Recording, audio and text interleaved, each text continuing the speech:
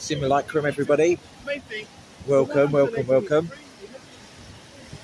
I'm out in London on a nice rainy day, and thought I would like to do a little video, like a little special video.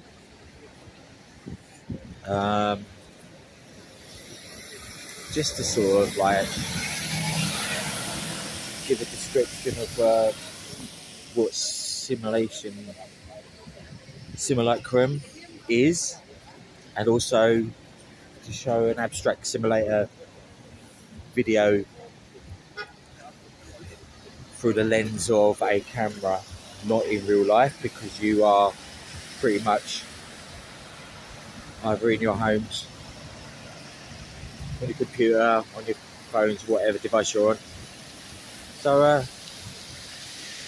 also in about an hour's time, the alarms are going to go off on your phones. So I thought I'd get a little sort of abstract viewpoint of what the reactions of people would be when their buzzers go off for about 10 seconds. So yeah,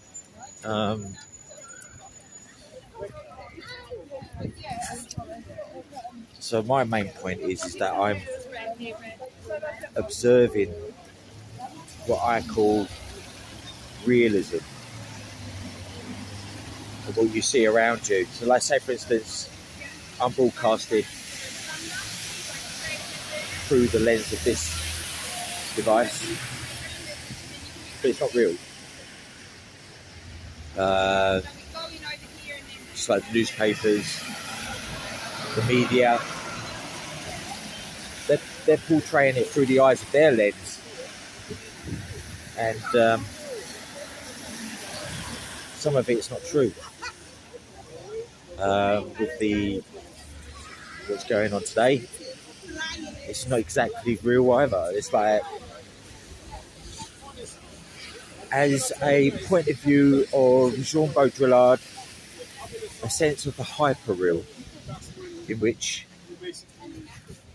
what you see around you is not exactly what is real. You may touch it, you may sort of like smell it, see it, feel it,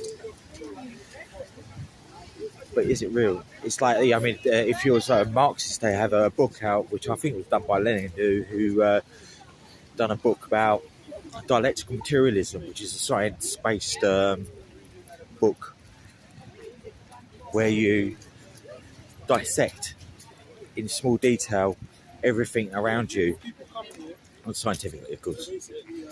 So I thought you have a perspective individually.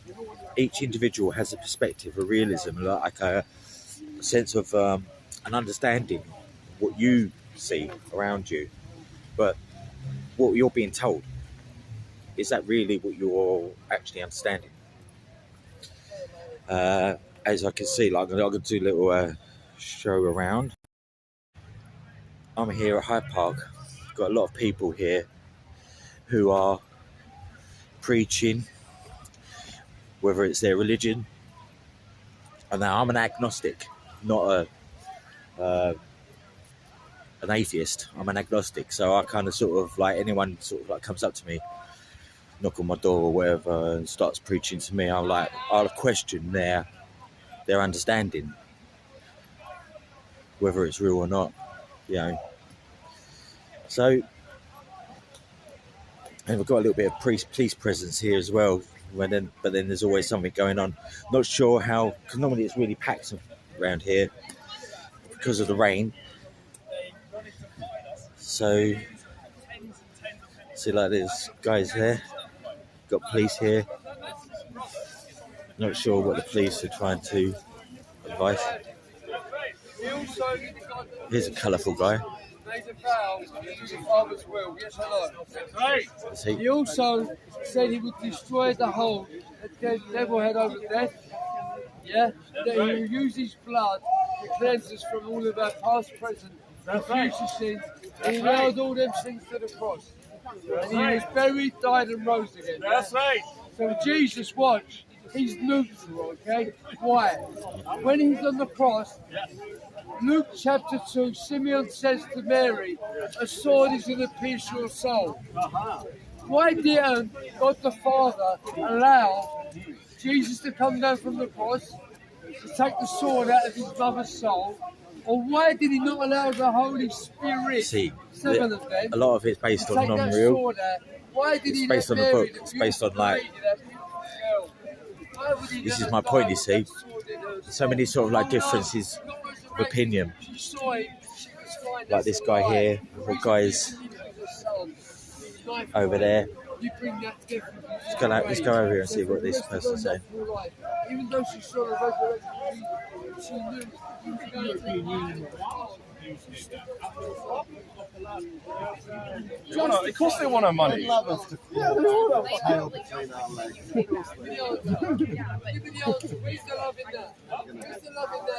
So we have like agnostics, atheists. I can't actually hear what this person's saying, but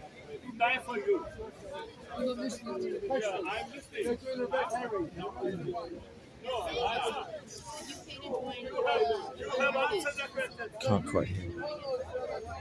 As an American, though, They keep running away. Hey, Mr. Muslim. Mexico and Muslim. America, My Christian brothers keep running away from each other. It's normally dead packed around here. As I was saying,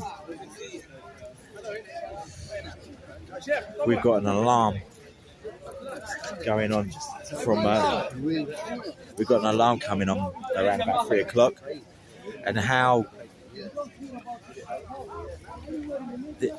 can you sort of like differentiate between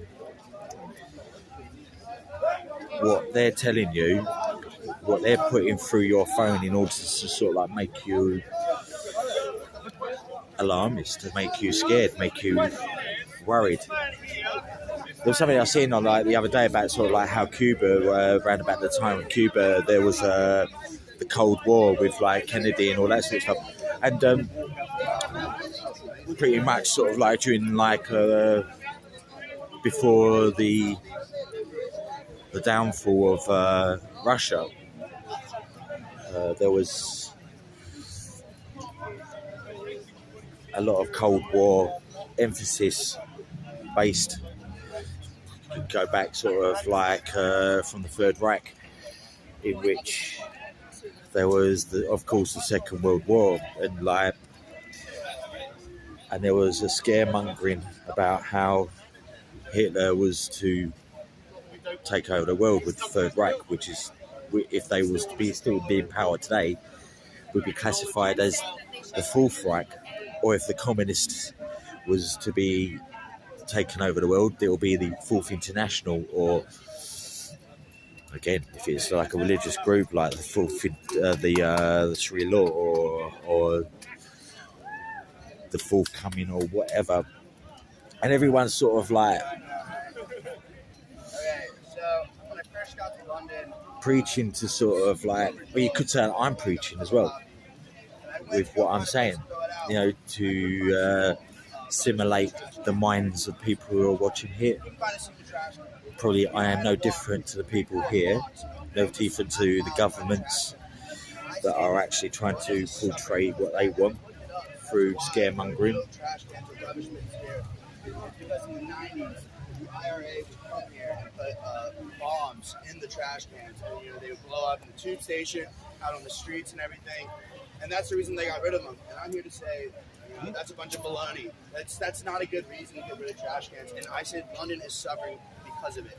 London was voted London is voted the most dirty city in Europe. I know that sounds hard to believe, but it really is. You've been to Paris, Chris. Yeah, no. The thing is, Public toilet. We need public toilet. yeah, I agree. Yeah, you guys need public toilets too. You have to pay to use the bathroom. I think that's a bunch of crap. Expensive.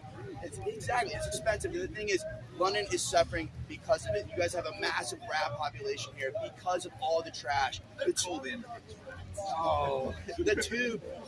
is full of just a bunch of trash. And the thing is, the reason you guys got rid of these trash cans is because in the 90s, the bombs and everything, and the IRA, it's not a threat anymore to you guys. London is voted the most dirty city in Europe, and you guys. Talking about the tube. Every time I get off the tube, I'm amazed at how clean it is. Yeah, because you I guys. haven't seen a piece of trash. There was a time when there was metros and right. stuff. They're Yeah, constantly, rubbish, they're constantly picking it up. Yeah, they're constantly picking it up, but the thing is, The New York subway, offers employment. I'll tell you something. I mean, the see London 94's Underground is horses. a lot cleaner than the New York subway. look at this. Not cleaner than the system in Singapore and Thailand. We truly do have. I'm not making this up. Even Iran has the trash underground. Yeah. All I want to say is, I agree with you. There is here. When I came to this country, I was like, whoa, it's like a rubbish stuff. But it's about the education. If you're educated at home, that you don't restore the trash, on the street, then you can carry on the trash in your pocket, and find a proper Yeah. Because people are uneducated, they throw it. Even if you put another rubbish, you will still throw the burgers on the street and stuff like that. You can see the UK people how they raise, it's like rubbish. Yeah, people throw They don't care. So it's about the education. I'm It's saying- not at home.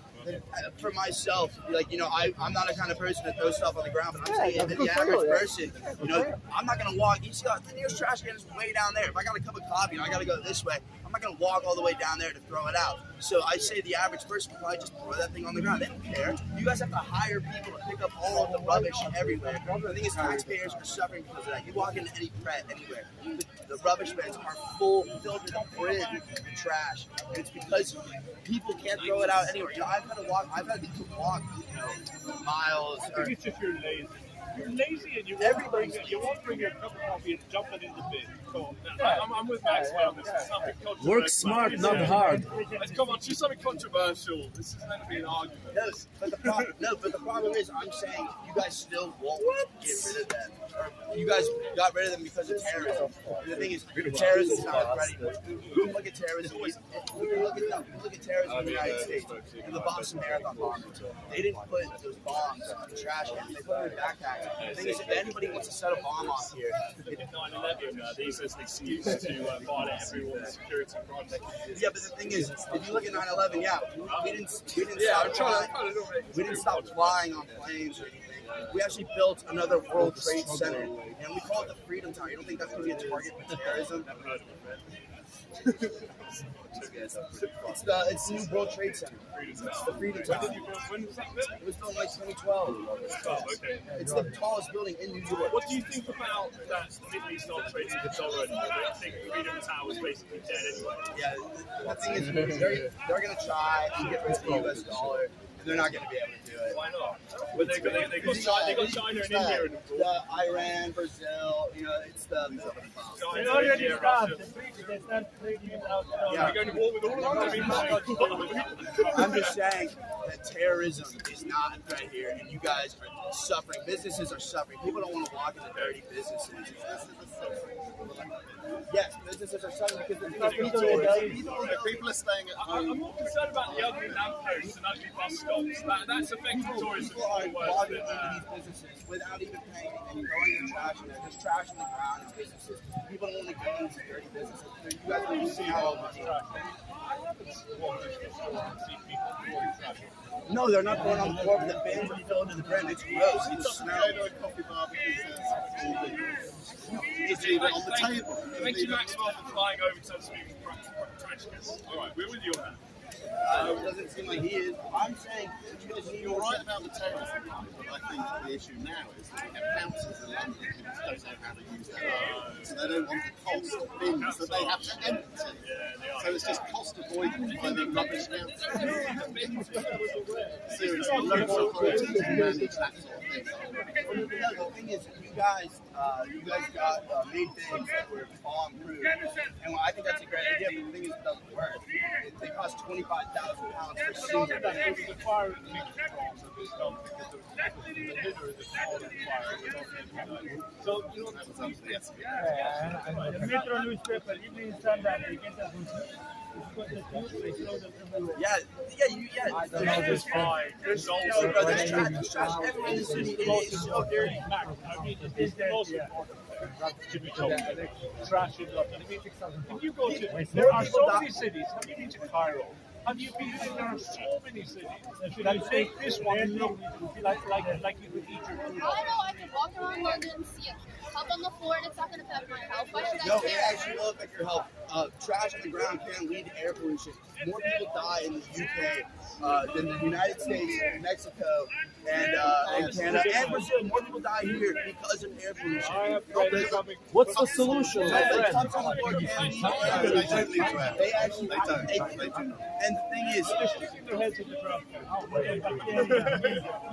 English people stop putting your heads in the trash. I have people, friends who come from Egypt and who come from Sao Paulo, Brazil, and they tell me they breathe deep here. London is still a rage. no, the air here, the World Health Organization has set, there's a particle called PM 2.5, and they've set a maximum amount of it that can be in a certain area of the city. London failed, the whole entire city of London fails. And the thing is, it's due to there not being enough rubbish bins. It all, the pollution from the buses and the pollution from the trash is a huge part of it. It's a huge part of it. And the thing is, you guys just, the reason they won't put them in. They get recycling. The problem with recycling. It's the air quality. So I need to put it in the rubbish truck. No, look, I think London is a beautiful city. I love this. I've been here for 4 months.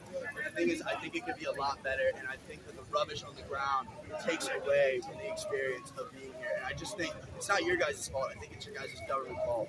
You guys need more rubbish bins, and people are suffering. Businesses are suffering. You guys are losing out on income. And terrorism here, from the IRA at least, is not a threat anymore. The thing is, if people want to set off bombs in cities, they don't need trash cans to do it. I'm from Orlando. There was a mass shooting in Orlando. It was a terrorist event. The guy shot and killed 50 people at a nightclub. And the thing is, I still go out in Orlando. I'm not afraid to do that. And I think that your government is acting. They're afraid of this trash cans. Yeah, man, but there's guns in America. Everyone and their mother has a gun. Yeah, that's a different issue. I agree that everyone and their mom should have. They're the homeless people around. Yeah, no, I agree. The thing is, your guys' government is never going to do this. Just like how the American government's not going to get rid of guns. And the people are suffering. You know, the rich pricks who are in Parliament or whatever. You know, they live in the nice areas where they have. Okay, our politicians. Who doesn't? Everybody hates politicians. No, I think Okay, that's enough now. Rubbish.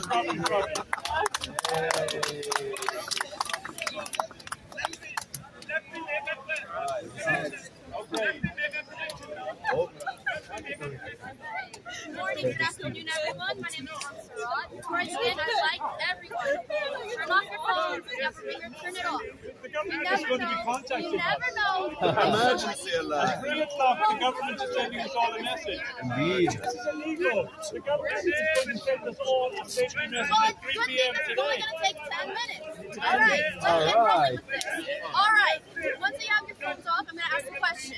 All right, how many of you have been in a conversation with a friend, gone on a phone, all of a sudden you're talking about, oh, I want to go to this restaurant, I want to buy this new item, and all of a sudden you go on your phone, and there's an ad for it on your phone. You can search it up. Exactly, it happens to every single one of us.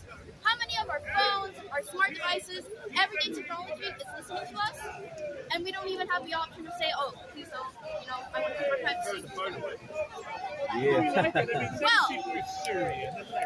Our houses are full of people. You'll be well, put I'm in going to be there. covering a specific issue today, which is in regard to the app TikTok. We know TikTok is a major app heavily run by the Chinese organizations, Chinese government, And so my argument today, I'm saying that we, as a collective UK government, UK and other global governments, well, primarily the UK, should ban TikTok and other Chinese-run applications That's on right. UK servers. Yes.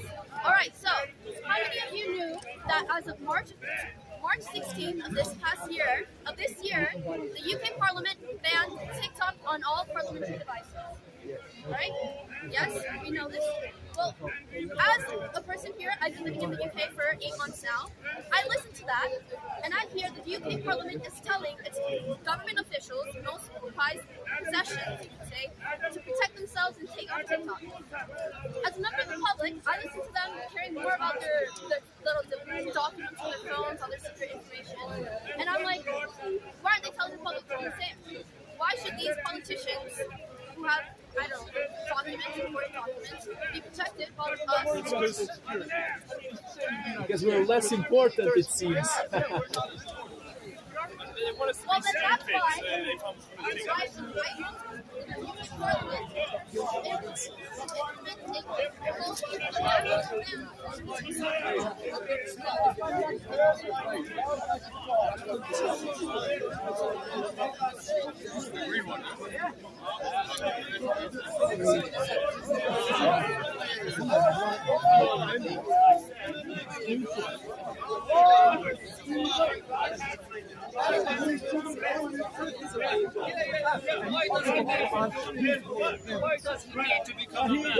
He don't depend on you and me. He doesn't need me. He has his own. He doesn't need me. He has his own way. So when Mary was changing his nappy, that he was independent of his mother also. Yeah, he was. But you said God don't independent of him. He was eating, walking, talking like a man. Because No, when he was a baby. No. When he was a baby. No, when he was a baby. When he was a baby. Yeah, but when he was a baby.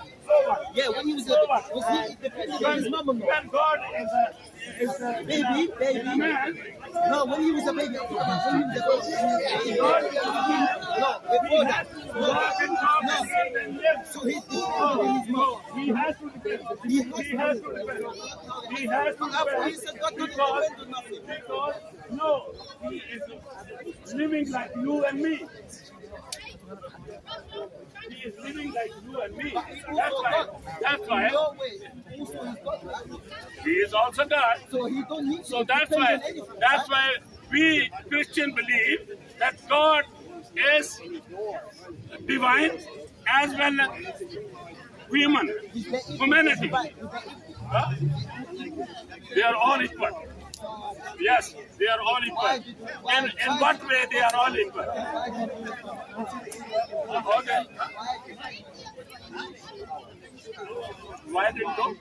Because yes, let me answer you. No, he is showing his humanity by saying that yes, even though I know, but because I'm walking and talking and living like human, therefore human don't know the hour. Human don't know the hour. Fully man and fully God. That's right. That's right. That's right.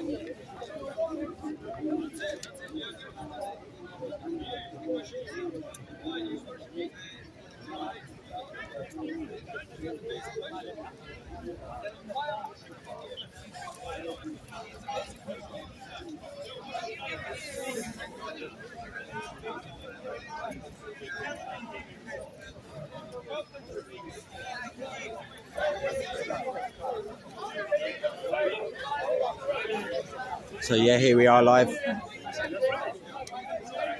in a rainy London Hyde Park, and I'm just here to sort of like show viewpoints of individuals. It's a bit quiet today, but what my main objective is, in a short space of time, probably in about half an hour, is the reaction of people when the mobile phones go off. And so I thought it might be a really ideal place to come and watch the reaction of people from the lens of this device.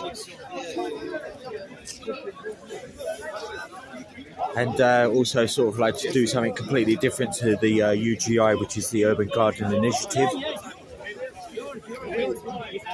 That's why I'm here.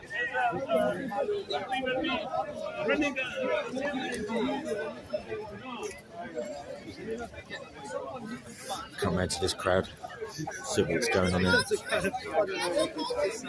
Got a mate here, colourful guy here, let's have a look. We want to hear the speaker.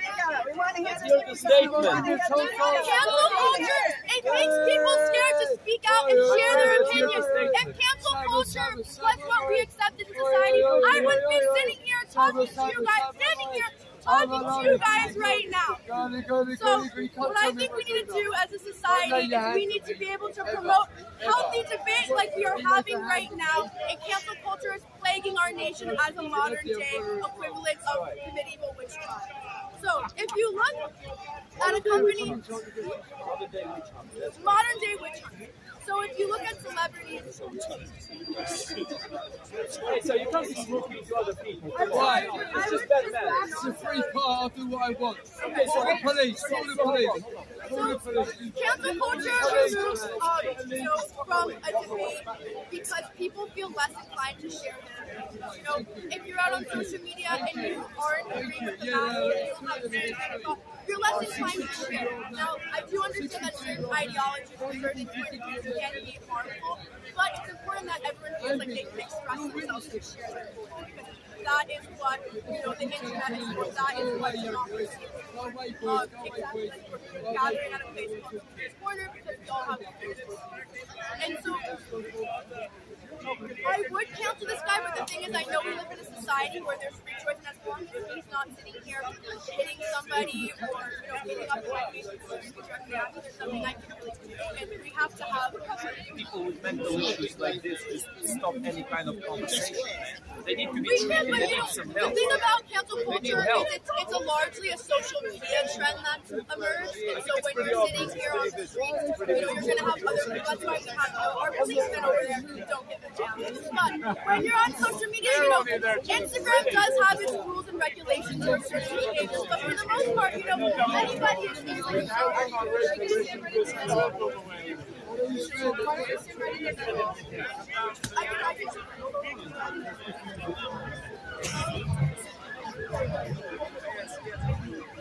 Changing the two teenage boys. 21, 22. No, I don't. She doesn't need the protection. I'm not going to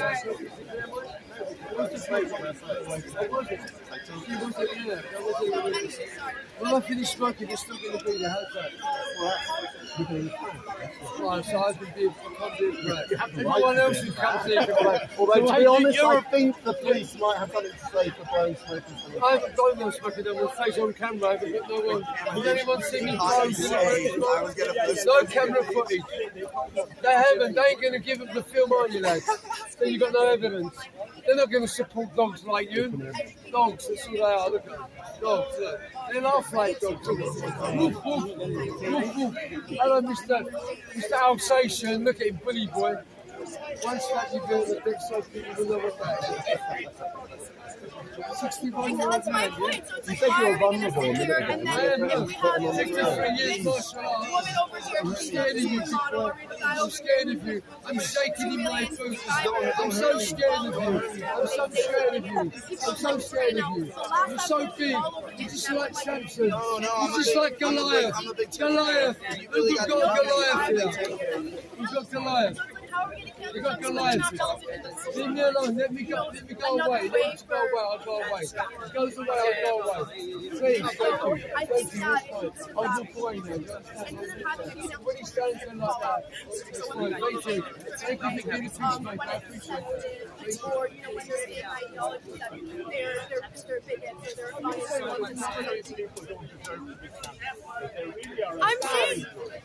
saying that a lot of times people speak out of ignorance, and so I think that these people deserve to be treated in a society in which we listen to them, and then we say, hey, you may feel this way, but actually X, Y, Z, because you can't just go out here screaming a bunch of nonsense like some people and then get away with it. I don't think it should be met with more aggression, because it's not going to solve anything. Education, and so it's like at the end of the day, you can't make everybody believe what you want to believe, but I think that being able to sit down and stand up and have a calm debate with somebody, a calm conversation is going to be way better than the inside.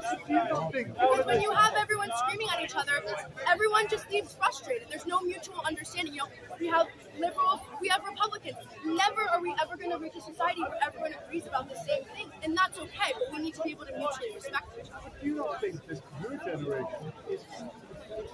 Oh, 100%. And it's because we have this social media idea that we all need to have one train of thought. And that's not the case. We all need to be able to live in a society where we can voice our opinions. Yeah, it is. It's because people feel threatened. They say, oh, well, you think, or for a perfect example is Anheuser-Busch. So if you guys are familiar, Anheuser-Busch is an American beer company. Yeah, Bud Light, American beer company. And so, one of their influencers, a transgender woman, was sent personalized bombs.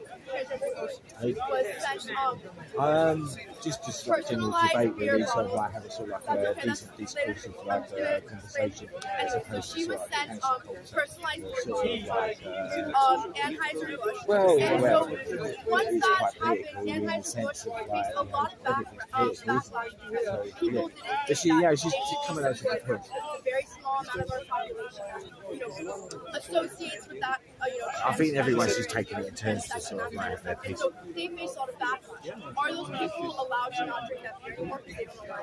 Everyone's entitled to their view, aren't they? But the trolling that occurred isn't right, because instead of being screaming, I can't believe they're supporting someone who's trans, like, there needs to be like, okay, maybe you shouldn't do that as a massive brand because it's not a popular, thing to do. But at the end of the day, it's not like they're plastering this woman all over social media. She's doing a brand deal with them, and she just had one, advertisement that was supporting the company. So I think that it's things like that.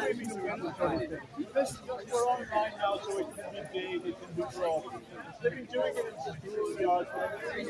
Yeah, it's a modern form. It's a digital form of bullying. Is what cancel culture. It allows, yes, there are bad people that do deserve to have some of their platform taken away because they're just spreading lies. But it's this bullying aspect. It's like you're afraid to make the wrong move. You're afraid to mess up. And quite frankly, I think we all are ignorant to certain things. And that's okay. But we need to feel like we can live in a society where we're able to formulate our own opinions and we're able to speak. And then if we are faced with backlash or we are told, hey, that's not right, we can then vote on that. And so I think the main thing to take away. Do you think the people you want to the people that you want to yeah, I don't want anyone. I know you say some people shouldn't be allowed. Yeah. I think extremists. I just think extremists. I think that it's hard because you look at an example. I'm not sure if you look at Nazi Germany. You had an entire abstract. I agree with that. If you look at social media specifically, if you look at the guidelines of Instagram, the guidelines of Facebook, promoting violence, promoting hate, those are two very big no-nos. Harassment, sexual harassment, that kind of objectification. But should public health be privatized? Should public health care be privatized versus public? That's not possible. Like you said, you're right.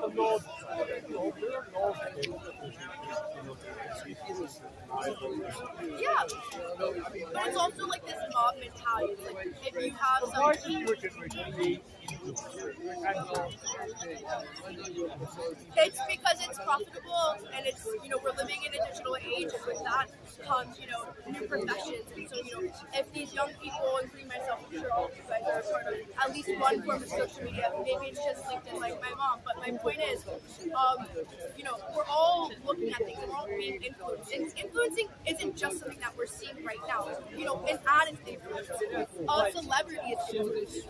We've had this happen to the government politicians influence you. I mean, it's there's always been influence. We as people, it's human nature. We want to be able to gravitate towards a god or a person or a philosopher. We all want to have somebody to look up to. And so when those people fail and they don't live up to our standards, we get mad at them and then we want to cast them out of society. But we have to realize we're all humans, we're all people, and so we can't. And how is that helped? It hasn't. All of 15,000, I think it's 15,000 people were burned in Wichita. That didn't do anything. It's bigots that have done that. It's ignorance. It's hypocrisy. Okay. See everybody, we're taking a break. Which messages?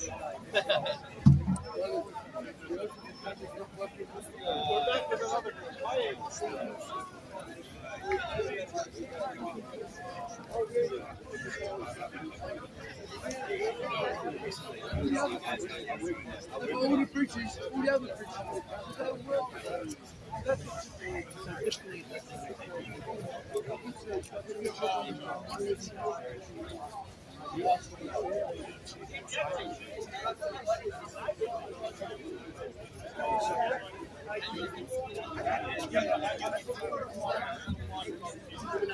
From your rational mind, you go away.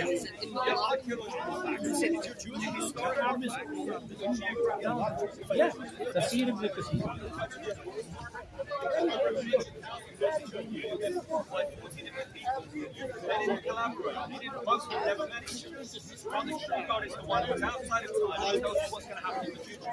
You have the last book. Now, this whole book is called the Book of Revelation. John wrote it. He was exiled. The believers in the Bible were either exiled or they were killed. They didn't make money out of it like they do in the other churches today. They were exiled all these years. So John was revealed by God, the book of Revelation. It was a revelation in Hebrew. Do you know what the Muslims do? They rip the whole thing out because it speaks about the Lord Jesus Christ being the Alpha and Omega. Why do they do that? Because it doesn't fit in with their book that came 600 years later. So they rip it out. They rip out 90% of the Bible. They take a little bit of it and say, oh yes, that's true. 90%. The miracle of Jesus in the Quran is more than the miracle in your Bible. Look at me. What have you been smoking, dude? What have you been Okay, tell me what happens in the Quran. What does it The miracle of Jesus in the We can make our own opinion. Quran is a baby. Speak when he's a baby. Okay, what about going back to life? Yeah, they saying he's coming back to life. I can't read it anymore. It's there. I'll read you a book here. It It says in the Bible, in the book of Revelation, it says, if any man shall take away from the words of the book of the prophecy, God shall take away his part out of the book of life. The Muslims take the whole concept of resolution out. It doesn't fit that. Rip it out. So there's not many people around today due to the marathon and I guess the weather as well. But the last speaker wasn't too bad. Pretty much sort of average viewpoint.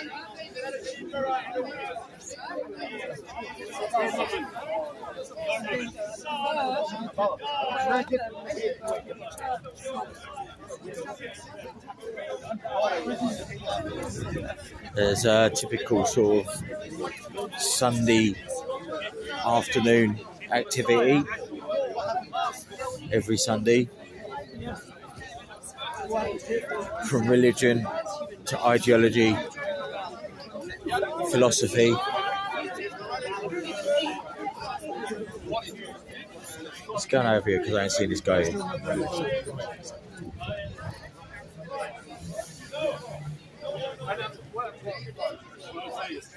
In order to demonstrate that is the case, you need to look at the probability of a miraculous event versus a naturalistic one. And then the further people will only show what the probability is. So I don't think really That disadvantage making the positive. Well, but that's the point, is that for you to make the claim that the resurrection was invented, you've got to have evidence for your claims. And the reality is, when it comes to what So they happened use the in word first reality. century, Reality when they're talking about things that sort of like are based on book and the resurrection and is the one non-realistic answer that accounts element. for all the evidence.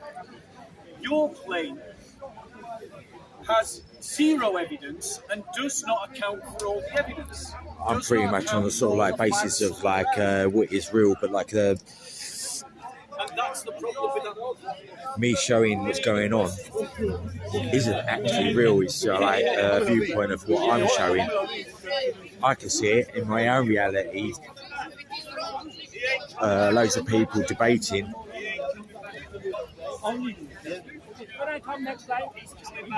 But it's not real. It's not, I mean, for you guys, it's not real. It's only in real time what I'm doing.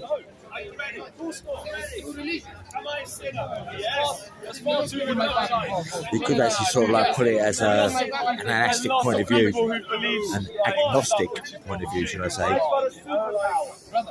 Oh, Jaden False. What's going on there? So like, here's a little bit of realness.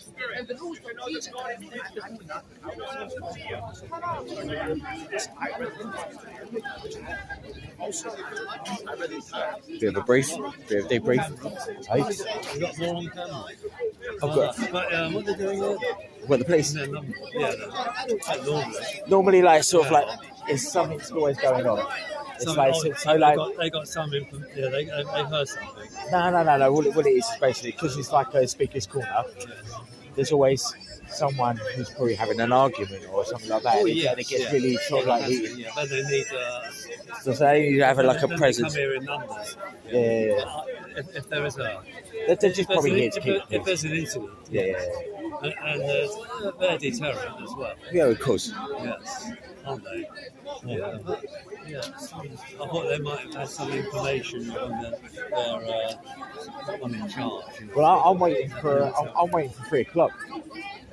Oh, it's The alarm's going off on the phones. Oh yes, the Notification. So I'm trying to get sort of like a reaction to what people yes. react From to. the, no, it's to do with They're saying it's like either some kind of weather alarm or something that might happen, emergency. But there is, well, it could be a manner of things is why they're doing it. I have my view on it, but get rid of your mobile. Get rid of your mobile. That's a good one. You can't. You can. You can. But well, no, you mustn't be too silly. I mean, when my parents moved into South England, they didn't have a phone. No, actually, I'm of the age. I'm of the age. My mother said yes. Yeah. She wanted it. My father was against it. Yeah. Well, even house telephone. Like, I mean, it's like if we wanted to make phone calls, we just go down the road to the telephone. Yeah. That was back in them days, like. Yeah. Well, I was young, so we used to hang around the telephone. Yeah. Picks it up at the station. The Evening Standard. Not guilty. Well, yeah, he probably was, but he probably was. Yeah, he probably had that bullying demeanour, but he's not a real bully.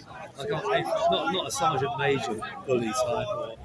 By the way, I haven't put you on camera because you haven't given me permission to. Yes. All right, thank you. But I don't think he was. Well, see, things have changed, haven't they? People will now become more sensitive. Well, you have to be more sensitive. Well, a guy came in work with a satchel over his back. He was a casual worker, and one of the regular chaps said, "I wonder if he's got a bomb." Because he was a Muslim, and he heard it. He didn't say anything to it, and he went to the manager, and the manager pulled him.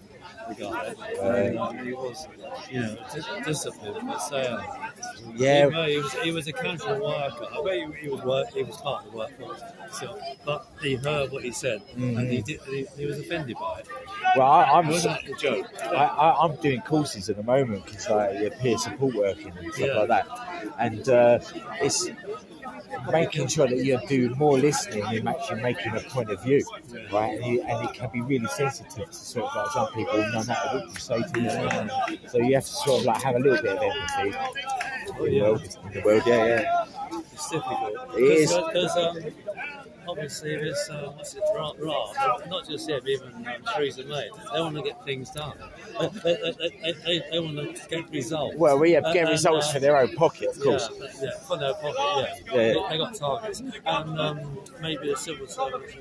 Well, yeah. They do so much. Well, they have to sort of like abide by whoever's in power anyway. So I mean, they're impartial, but now they're trying to say they're not. They're supposed to be impartial. Well, I mean, they're not. Well, even the police are meant to be impartial, really, but they've got like they got the crown on their lapel. That doesn't mean they're impartial. And even with civil servants, I mean, they got a point of view, and they may differ, or they may prevaricate, or they might make mistakes, or they might do things that they wouldn't do it deliberately. They can't do things deliberately. They get caught. Well, the thing is they're under sort of like the equal opportunities policy within their workforce. It's the same at work. I mean, people slow down deliberately. I was working at Heathrow. I was working away. Some people would deliberately slow things down just to because they don't like the manager. To get them into trouble. And they weren't. It was mail. We were processing mail basically, or bags, and sometimes they missed a flight. Because someone had slowed things down, slowed kicked fish in the belt. If he did that. Now, well, the business is going down these days anyway, so like, you know what I mean? So there's going to be probably less businesses out there, so like, they'll probably be just finding ways of like... I must say, despite all the people that come into this country over the years, the economy is doing... It's never been in greater shape than probably the 60s. No, it's never been in greater shape than ever. Sorry? If we're honest about it. Is it? Well, that is actually a matter of opinion. That could be a matter of opinion. I can't believe it. So many people are working. Unemployment is virtually non-existent. And yet under fashion, it was 3 million. I can't make a sort of like comment on that because I'm more impartial than the BBC are, basically. I don't get it. How is it the economy is working so well, you might say? Well, it's not great. I mean, so many people working part-time, 0-hour contract. My son is, for example. And they've got all these no-heads and stuff. I mean, they're not great jobs. See, I don't think the economy is actually a real thing. No. I don't actually. It's just it's a simulation of like a number crunching, let's say, for instance, betting shop. But like lots of that's what it is. It's like in the banks and stuff like that. So like, it's not real. You know, if I was to turn around and say, right, here's my tenner, here's my £10 note. Actually, it's real because you can see it. And actually, if the economy went down, if there was no money out there, right? What would you do? You'd be selling your tomatoes to someone who's got maybe a screwdriver or something. Right? I think probably economics is they follow an economic theory. Well, they don't follow theory. Well, you see, theory is actually fact.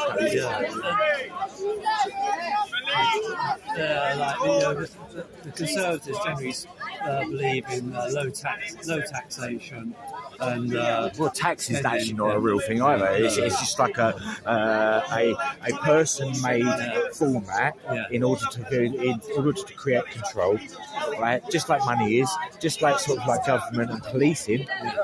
It's all based on control. Even religion. This is my point on my video. This is basically what is realism. You know, what is realism? Realism is like your viewpoint of what you think it is, right?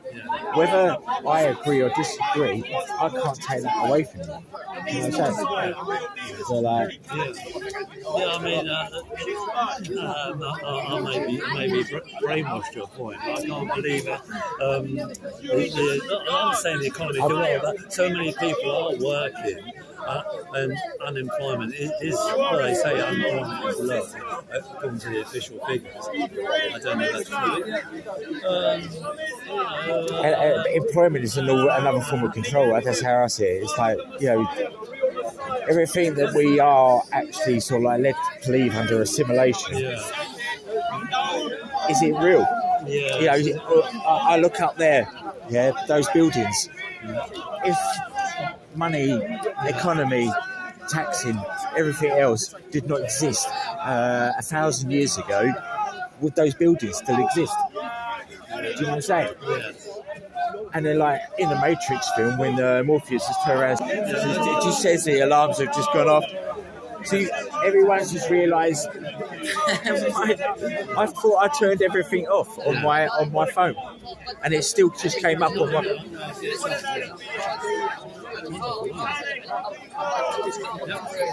So there you go, everyone. The alarmism has happened. Yeah, just. I wish it was. That's probably why the police are here. Talking nonsense. I'd like to get a message from. Really?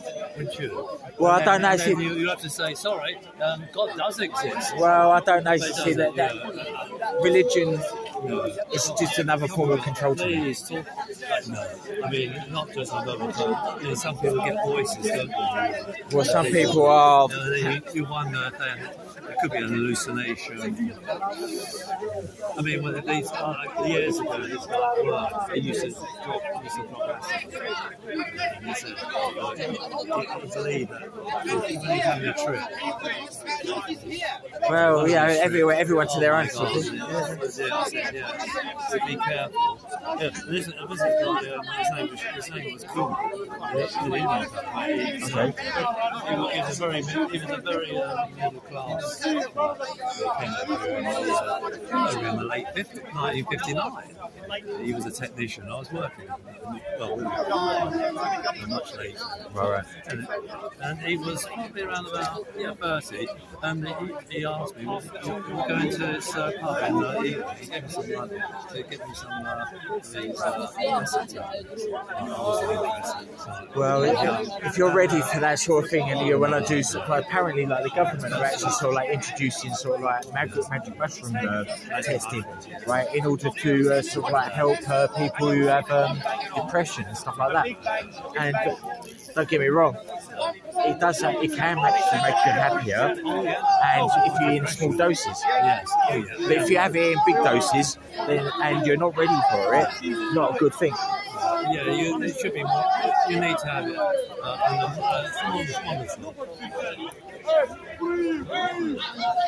honestly. You too, sir. Enjoy it. Thank you.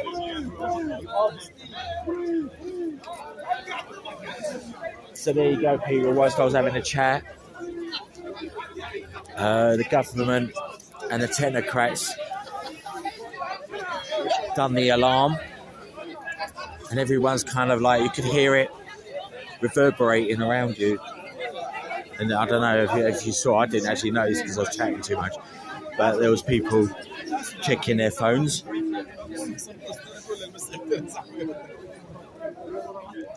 Which is quite interesting, really. I'm all right, mate. I'm just filming and getting a little bit of realism. Can I bring this round to you? Yeah, of course you can. I'm not afraid. Nah, I've got nothing to be afraid of, bro. That's all right. What's the channel called? Abstract Simulator. Abstract Simulator. Wow, that's a mouthful. Well, it is, but like it's very sort of like, it's based on realism, really. It's like, I come here because everyone's sort of like preaching their version of what is real. Well, I've not seen you here before. No, I have been here, but I do actually gardening videos. Oh, right. So like I kind of you like a bit of gardening? I like a bit of gardening, showing like people how to grow veg, as it might be a very important thing that might be happening soon. In the future. Without a shadow of a doubt. So like my aim is to actually sort of like do gardening, get people who are interested in gardening. I'd love to see everyone who's got a garden. I have a garden. We grow veg. I grow my own veg. And get your friends or your neighbours to do exactly the same thing. And if you need them, you might have an electrician and you don't know how to do electrics. And you say, look, if I sort you out some veg, can you sort me electric out? Well, that's what I reckon. That was my... Like a barter system. Barter system. Get rid of the financial system, which is already going to get rid of itself. Absolutely. Right, and that's what people are going to do. They're going to sort of like, I presume... Be more dependent on each other, like they used to be. Like in the old days. I can go back to the 50s, where exactly. We survived only because we had allotments. That's right. And we had our own pigs, ducks, chickens, etc. We had a great foundation, fresh produce from the ground, our own apples, our own livestock. We're all getting towards our 70s and we're still fit and healthy because of that nutritious foundation. And it looks like people might have to go back to that way of living.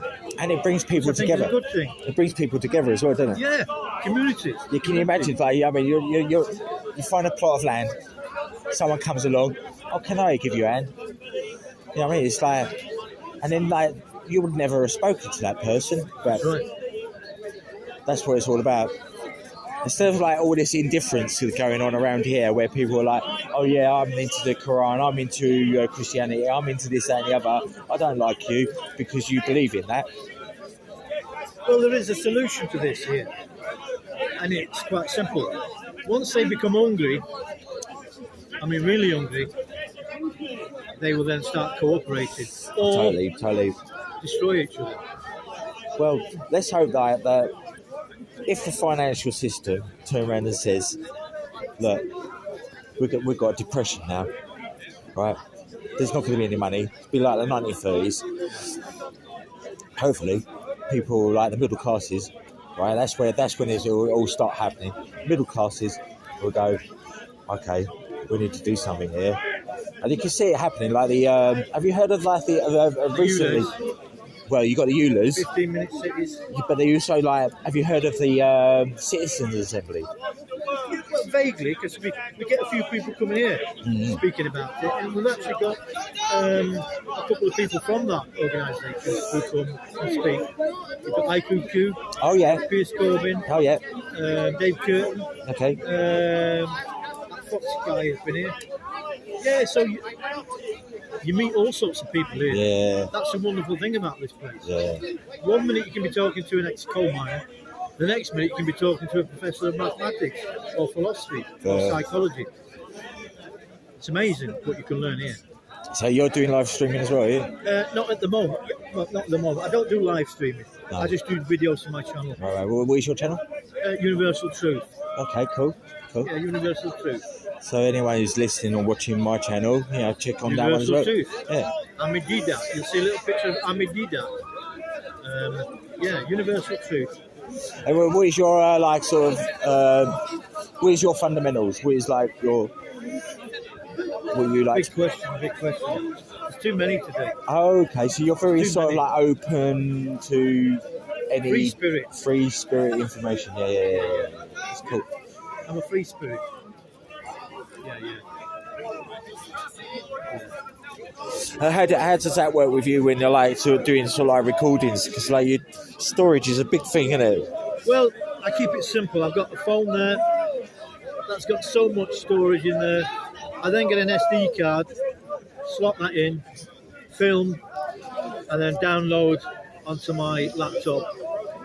And any films on there left over that have already been recorded onto the laptop, I just get rid of them and start again. Right. So you don't keep a database of like stuff. You Only just on the laptop. Okay. Everything's stored on the laptop. I've always found like that's why I do live. I've always found that it's really hard to sort of like I ain't got much storage space, and like it uses so much space. There was a guy here last week with a camera worth £17,000. We have another guy who comes. His equipment is worth thousands of pounds, but they don't do any. Oh, this here it would cost me 80 quid. Yeah. 6 years ago, and it puts out just as more capable films and videos as this highly sophisticated, expensive equipment. It's all about how you use it, Yeah, it's very true. Very true. Yeah. Keep it simple. Keep it. My philosophy, because I'm a simple guy. I try to keep it simple. It never works. Yeah. Keep it simple. What's your name, mate? Simon. Steve. Nice to meet you, Steve. Nice to meet you, Simon. Yeah. At least the weather's sort of like holding up a bit. Yeah, hopefully it looks like we're getting some good weather over there. Well, I'll let you have a wander around, bro, and I'll catch you later. Cheers, matey. Yeah. See you soon. Later, Steve. Right.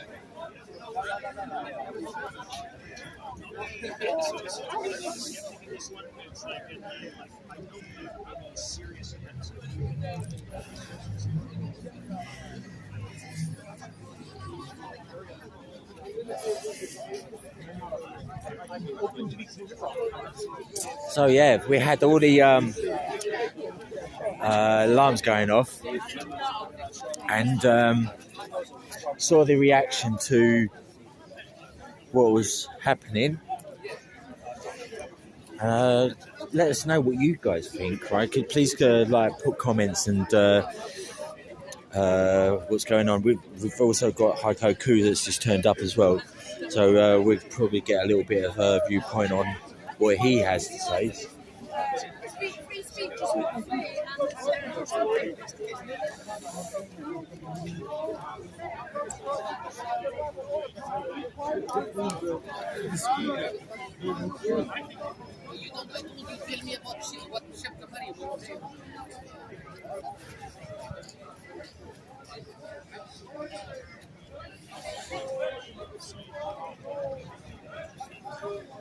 So I come here to sort of like get out of my own little hometown, see what's going on. Hopefully, Hoko will bring a little crowd. Be nice if we could probably get a little bit of Piers Corbyn if he turns up. I'll go over here, see what these guys are about.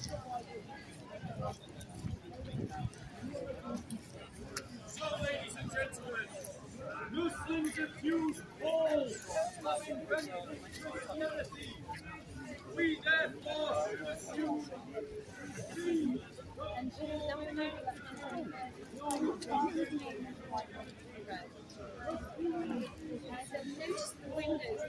Here we have another alternative viewpoint.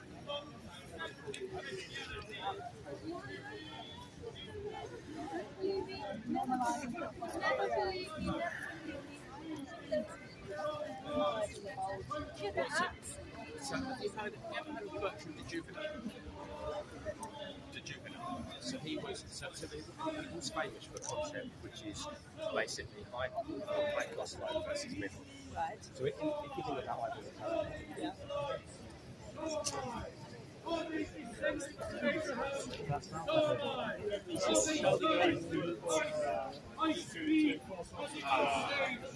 freedom of speech, all these protect me from being offended. Like, I don't remember when I was a vote on that.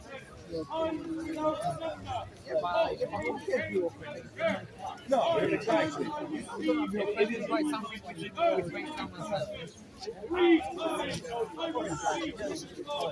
yeah. You got some Alex, I gave you some, didn't I? You got one, haven't you? I gave you one. One of the things was one of the challenges is security. Once they paint their cool cross, they literally paint themselves in the floor.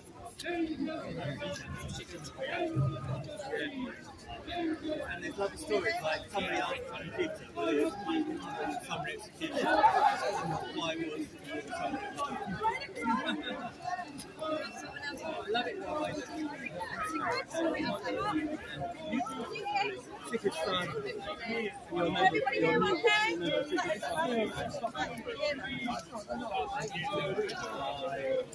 I believe he's not a problem for anybody else. Yeah. Hello, Speaker's Corner! Hello! We are here today to speak about an issue that's affecting more and more women across the world. Shut up, Bob! It's the encroachment of men's rights onto women's rights. When men identify as women, they're able to access opportunities and spaces specifically designed for women, one of which is women's sport. Today was a London Marathon, so I thought we'd celebrate this by coming to Speaker's Corner and educating people who might not have heard much about the debate, about what's actually at stake here, what the rules say, and what changes have been made, most recently by a lot of British athletes and British campaigners who've been at the forefront of pushing back against the land grab made by trans white activists. So if we could start by giving a big round of applause to all the athletes and all the women who stood up and defended women's sport. We'll have a few of them here today to discuss their sort of thoughts on this and their expertise in this area, because it's often said that this doesn't really affect women, or it doesn't really, people aren't really speaking up about it, but the problem is that when women do speak about this issue, they lose opportunities, they lose work. This isn't a fair vote, this isn't a fair system, it's a system where we're being coerced and forced and basically bullied to accept these blatantly unfair They're decisions that are made in high up in organisations without consulting members, without consulting the average person on the street. So we just want to bring some light onto it. The format today will be speeches about sport at the beginning. And then if you want to talk about any of the issues or any other ways that transgender ideology is impacting you as a woman, when that's finished, you can speak at the end. As ever, men are welcome to speak, but you will be speaking at the end after the women have spoken. Who would like to speak first? Do you want to wait for right? Okay.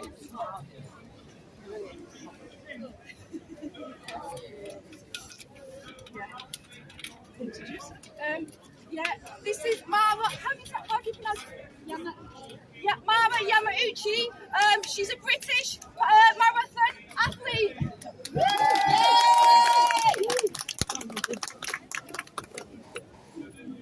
And your top.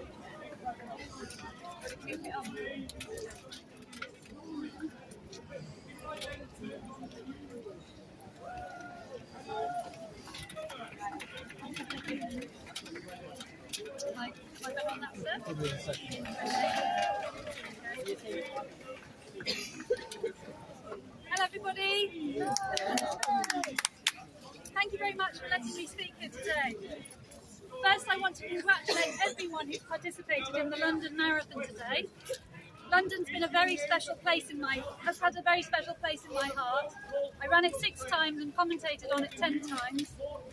In the words of former race director Dave Bedford, it's the best marathon in the world. In my book, Marathon Wisdom, please buy a copy if you haven't already, I wrote about the importance of pausing for a moment when you have some success. As an athlete, I was always too impatient, but the time after a success is important for reflecting, taking stock and enjoying your success. The fight to save women's sports is turning out to be a marathon, not a sprint. Sometimes, for example, when I read last week in a thread about nearly 50 males competing in women's cycling, it can feel like things are desperate. But we have had some successes thanks to the amazing work of grassroots women's groups and women and men who have worked tirelessly. In my own sport, athletics, we've had some success.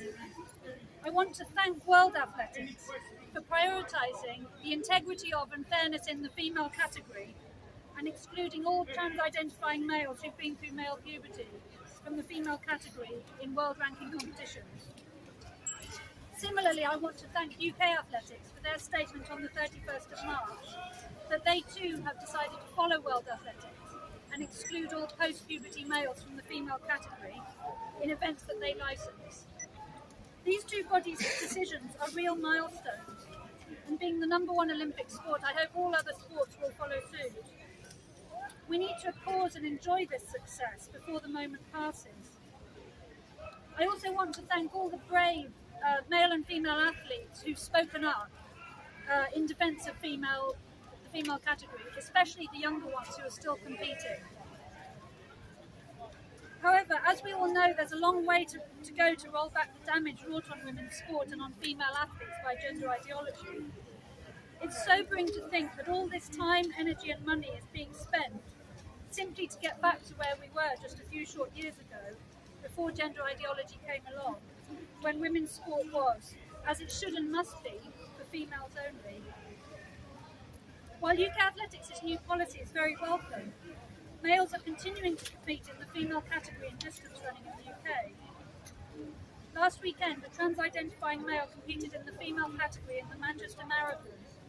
We assume within UKA's transitional arrangements, which allow males already entered in races to compete. We don't know how many males have entered how many races before UKA's deadline, so we may yet see females suffering unfairness in their own category. The UK Athletics ruling only covers licensed events, so unlicensed events can do what they like, and this includes parkrun. Since the 31st of March, trans-identifying males have continued to participate in parkrun in the female category.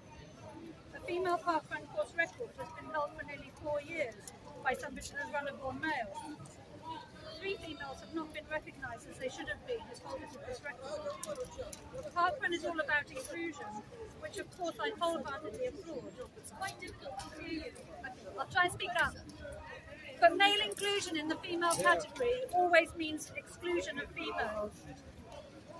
I also want to acknowledge the tens of thousands of females who've lost things of value during the many years that males have been allowed to compete in the female category in running in the UK. This includes Club Female Athlete of the Year awards, club records, an age group title in a recent half marathon, numerous parkrun victories, and many thousands of better finish positions. This theft of things of value on a massive scale from female athletes will, to my knowledge, never be acknowledged or rectified. Therefore, I want to recognise and congratulate those runners and those female runners now. You earned all those accolades fair and square, and it's a travesty that you were robbed. Some of them probably never even knew they were suffering unfair competition. The latest instalment of gender ideology in running, the non-binary category in the marathon, has now arrived. 5 of the 6 most prestigious marathons around the world marathon majors, have adopted a non-binary category, including London. Some people claim that the non-binary category, if it keeps males out of the female category, then surely it must be a good thing. If they want their own category and it doesn't affect male and female categories, then why not? Let me explain briefly why I think it should have no place in sport. First, the non-binary category conflates sex, which is part of immutable material reality, with gender identity. The two are not the same. Second, identifying as non-binary is not relevant in sport. The relevant features are sex, age, disability, and in some sports, weight. That's it. We don't have sports categories for holders of other irrelevant beliefs, such as flat earth or Scientologists. Third, males run on average 10% faster than females, so it's unfair against females. And finally, with a non-binary category, males have 2 categories in which to enjoy fair competition, while females have only 1. It's 3 and 0 if males are allowed in the female category. Last Monday was the Boston Marathon, which is unique among marathons in that almost everyone has to qualify. Boston qualifiers are therefore highly sought after and well respected. The men's qualifying times are obviously faster than the women's times. For the non-binary category, Boston decided to set qualifying times which are the same as the women's. This meant that while non-binary females have to run as fast as their peers in the women's category, the non-binary males have the luxury of running 30 minutes slower than their fellow males in the men's division. From publicly available information, it's clear that several non-binary males availed themselves of this luxury. Both the Boston and New York City Marathon non-binary category winners, both of them male, have shown their support on Twitter for the expression, excuse my language, TERF. So they appear to dislike women who assert their boundaries and want single-sex spaces. Why am I not surprised by this? The New York City Marathon non-binary winner has reportedly won over $20,000 for being a 2:45 marathon runner. Of course, this easy money is not on offer to females. This time, 2:45 is not even fast enough to qualify for the London Marathon's championship entry, the group below the elite athletes, which is comprised of very good club athletes. It took me many years of hard work, sacrifice, and dogged determination to reach a level where I could earn money from running. But if you are male, you can just utter the sacred words, I identify as non-binary, and earn good money while dispensing with the hard work that others have to do to earn a living from running. This morning, London became the latest of the World Marathon majors to adopt a non-binary category. When it announced this innovation last September, under investigation charity Mermaids tweeted its congratulations.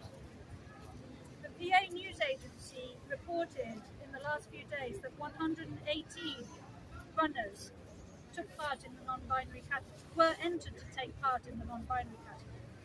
I haven't been able to find any results so far, but they should be available later. I want to finish by saying that trans and non-binary identifying people must be welcome and included in sport. while preserving the fairness and safety for females and the integrity and fairness of competition. Surely one solution for race directors and event organisers would be to robustly assert and defend the primacy of sex, not gender ideology, as the parameter on which competition categories must be based. And then they can do all they can to welcome and include people of all gender identities and none. Would that really be so hard? Thank you very much for listening.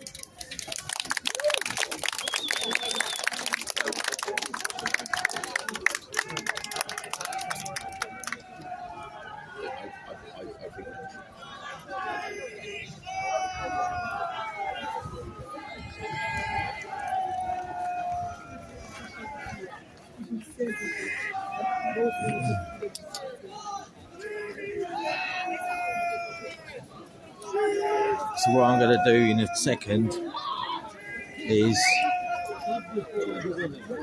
change and charge batteries up. So if you see a little bit of jerking around with the camera, then basically that's what's happening for it right now. So I'm going to change over from gimbal so that I can charge batteries up. I'm going to keep the live stream going. I'm just going to go over here temporarily, get everything all set up. Just bear with me, and we will go back to the women's section in a second.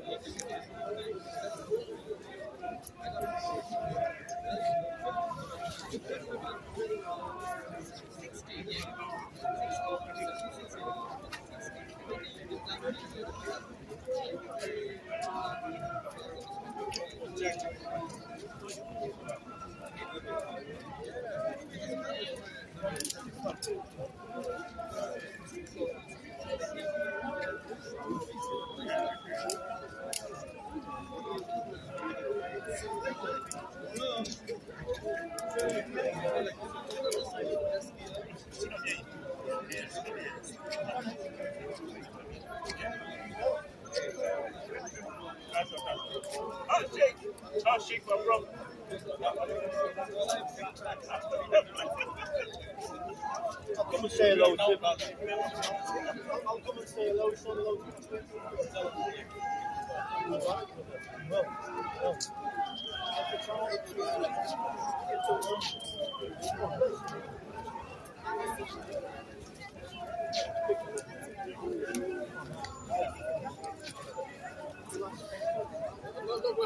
You give me all the ones you don't like.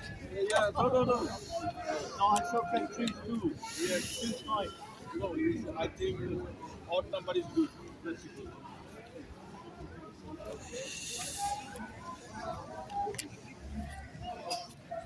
I'm on your channel, by the way. Yeah.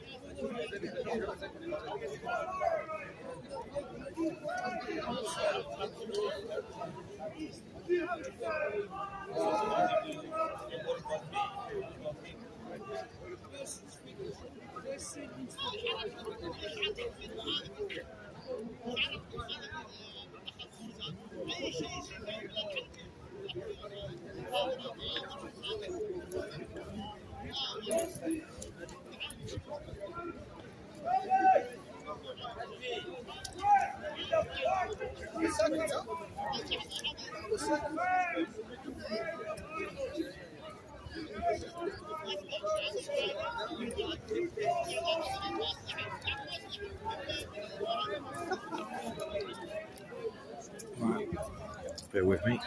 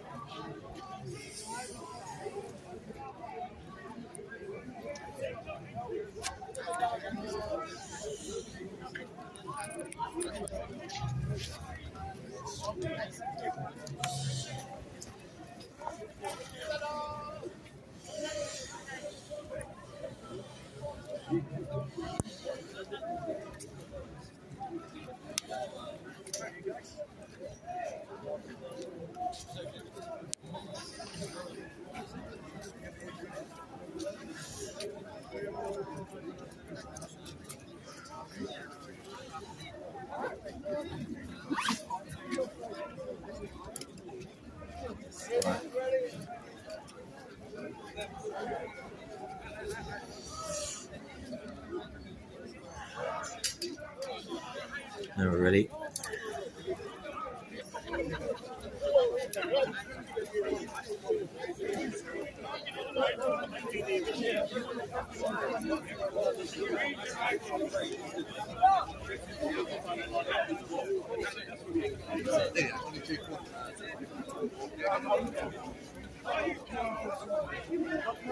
I love it!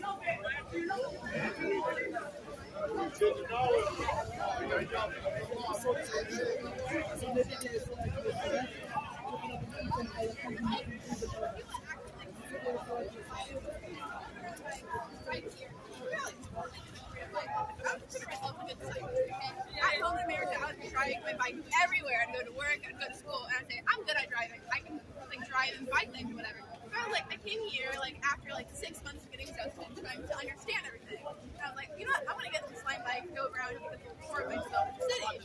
And I got on it. It barely lasted 5 minutes. I was like, I don't know how to do this. I am causing disruption. Okay? And I was just, it was an instant. I wasn't having a good time. I was scared I was about to hit people. I almost hit some people. And I would say I was a good biker. And for example, I know how to bike. What happens to people that don't know how to bike? Because with my bike, you just need to scan it, pay some money, and you're good to go. You don't need to know how to ride a bike. You don't need to say that, oh my gosh, I know how to ride a bike. I know the rules. I know the street laws. I know everything. You don't need to know that. You can just go with that bike, go get a fat electric scooter or whatever, and just go. What about the whole obesity epidemic? Some people use this as like their form of exercise, they ride their bike to work, they can own their own bike then. If they're riding a bike to the grocery store or riding a bike to work, they can bring their own bike. It's a real thing. And it's very hard to look. Everybody gets a bike. I would park in easily. It's very very hard to have your own bike. This is really a beautiful option. The city now provides a bike. That's why I say instead of just having blind bikes where they're able to be strewn about wherever, have like the loading docks of bikes. And we encourage people to use like those bikes where they can be loaded and like constantly know where to put them. or like they encourage, the city of London encourages like more protection for bikers, more secure parking for bikes. Just like So are you blaming the city or are you blaming the individual?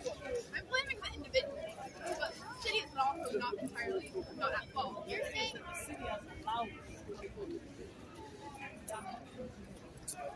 Some cities are actually taking into account of trying to remove blind bikes from their environment. They are This way.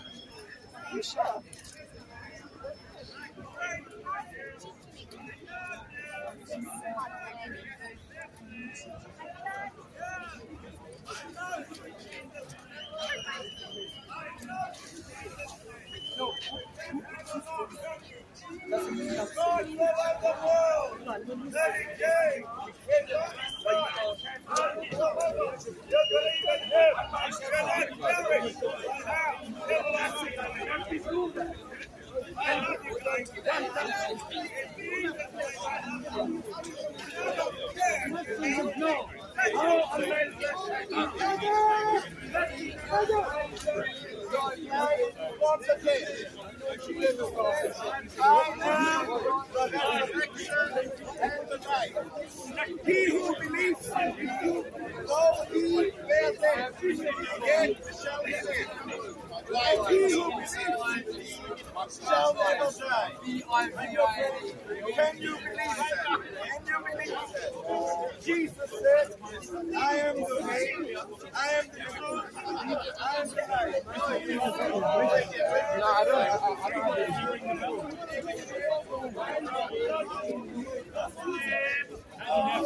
My job. The most important thing for me is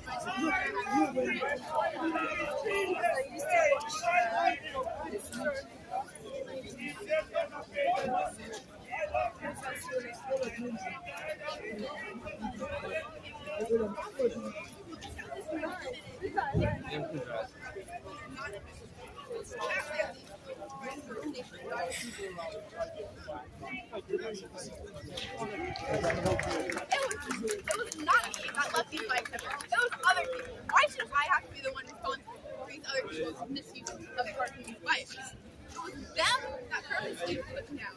And plus, my bike had the resource where if you recorded, they would come and take it 24 hours, 48 hours.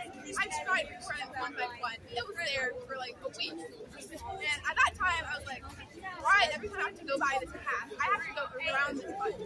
I don't want to be the one to have to pick it up, like carrying like a large bag on my shoulder. That's like annoying to me and annoying for other people.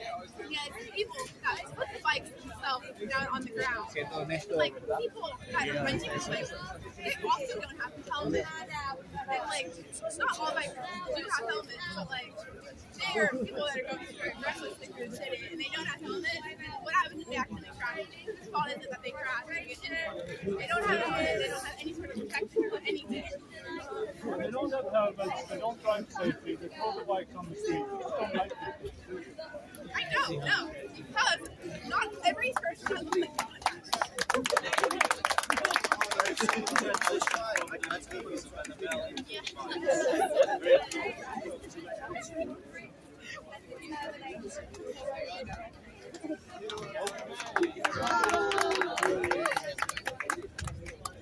In the UK, 1 in 8 people are prescribed antidepressants. That means 1 to 2 people in this crowd here have been prescribed antidepressants. Do they have them on?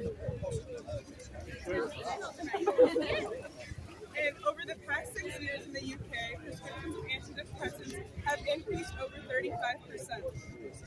Further restrictions should be put in place for these antidepressants. It has become the norm to look for this quick fix or the pill for anything and everything used to solve absolutely everything. And there should be further restrictions put in place, especially for kids under the age of 18. There's an overall misunderstanding of depression. It's been promoted by Big Pharma that depression is due to a chemical imbalance. But yet, we've never heard any studies where there's been a stated or studied social analysis. We've never heard of that. And if it was such a chemical issue, why are people having brain scans and blood tests being performed before they prescribe these chemicals that top of that, this notion of $1,000 reduces depression with medication, and that's exactly what makes for a very good social program. On top of this notion of the future health, there has been research, well, there's not been much research on depression, but it's a great criteria to have it. There's been so much research done on antidepressant prescriptions, and one study in Pine Northwest found that a majority of people who had antidepressants for long term noticed symptoms such as weight gain, loss of appetite, some of them. All medication has some side effects. So this is very difficult. What do you want to do with people who are depressed? Is it suicide? No, medication only provides short-term things. Most studies have found that medication compares to a talk therapy or even exercise and talk therapy far more effective than medication after 6 months. If somebody is depressed, the last thing they want to do is I mean, that's part of their condition. You might get you're not going to get them to run in a lot of hours.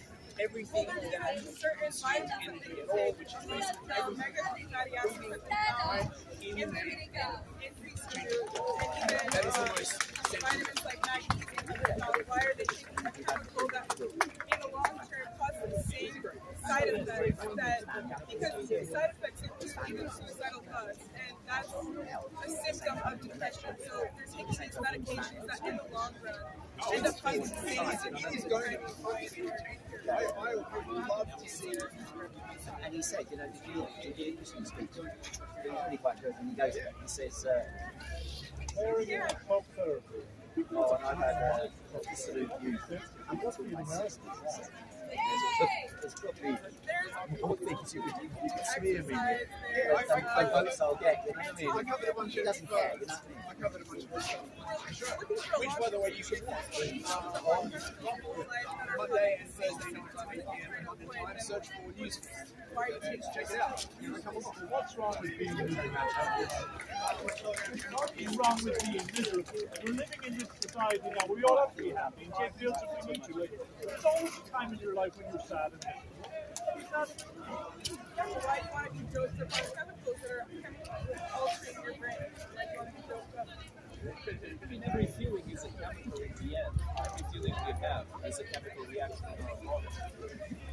But it's a natural, some of these experiences are natural versus these are manufactured and synthetic chemicals that are causing you to feel a certain way and causing you not to be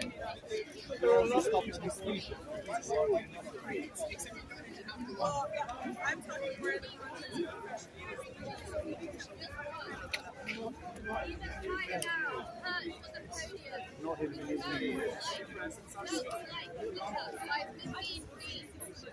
puffed up like a stick ready to pop, on the top spot like a cheat. I mean champion, excuse my simple tongue. A record-breaking blur of spinning thighs, great size, speeds around the velodrome, chasing their prize first place in the women's cycle race, like a lion chases prey, forging a new cycle path ahead of the feminine fray. Chromosomal stereotypes smashed, flashing to victory on the track bend home. This winner's syndrome is a hero's tale. That is to say, a heroine's game is a mistake. The gloves are off. It's time to see who's the toughest in the rough of a fight fought bitterly. No time to be ladylike, but there's a difference between being nice and knocking her lights out with that unfeminine fist. The punch grown like a Molotov bomb, made like grunge, and with a felling crunch turned her into toast. Honestly, it hurts to see a sister's form sprawled, right off on the ring floor, like the ghosts of so many smaller skeleton forms before her, and the man hands of the violent sex. But let's not dwell. The medal hung proof of his true sporting mettle. At blown whistle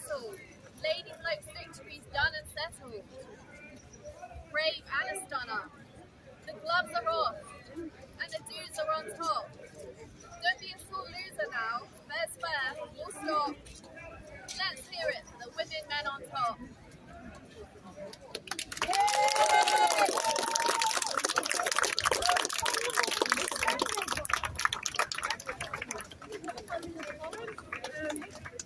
If you would like to buy yourself a Fort Criminal t-shirt, they're on sale at the Standing for Women website.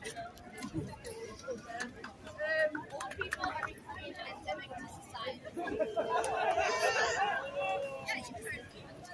Their population. No, I haven't, but I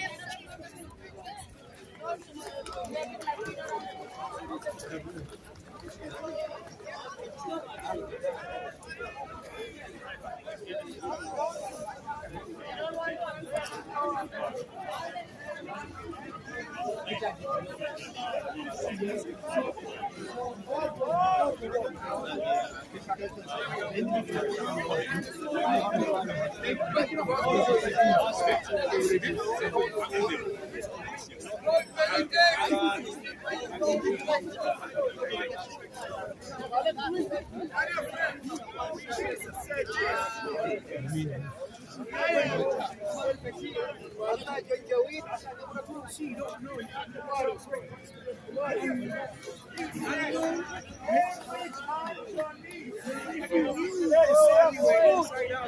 God in heaven will grant to bear more fruit. Every branch in the Bible that does not bear fruit. All right, let's go. We can even use the standing.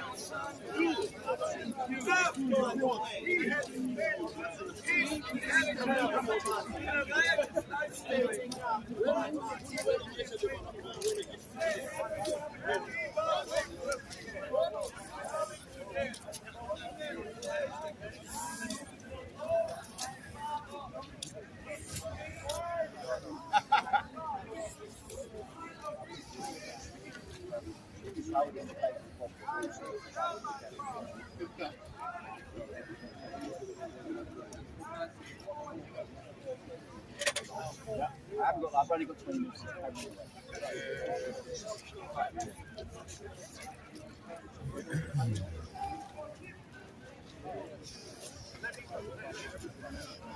Yeah, I was just thinking we could do 2 minutes.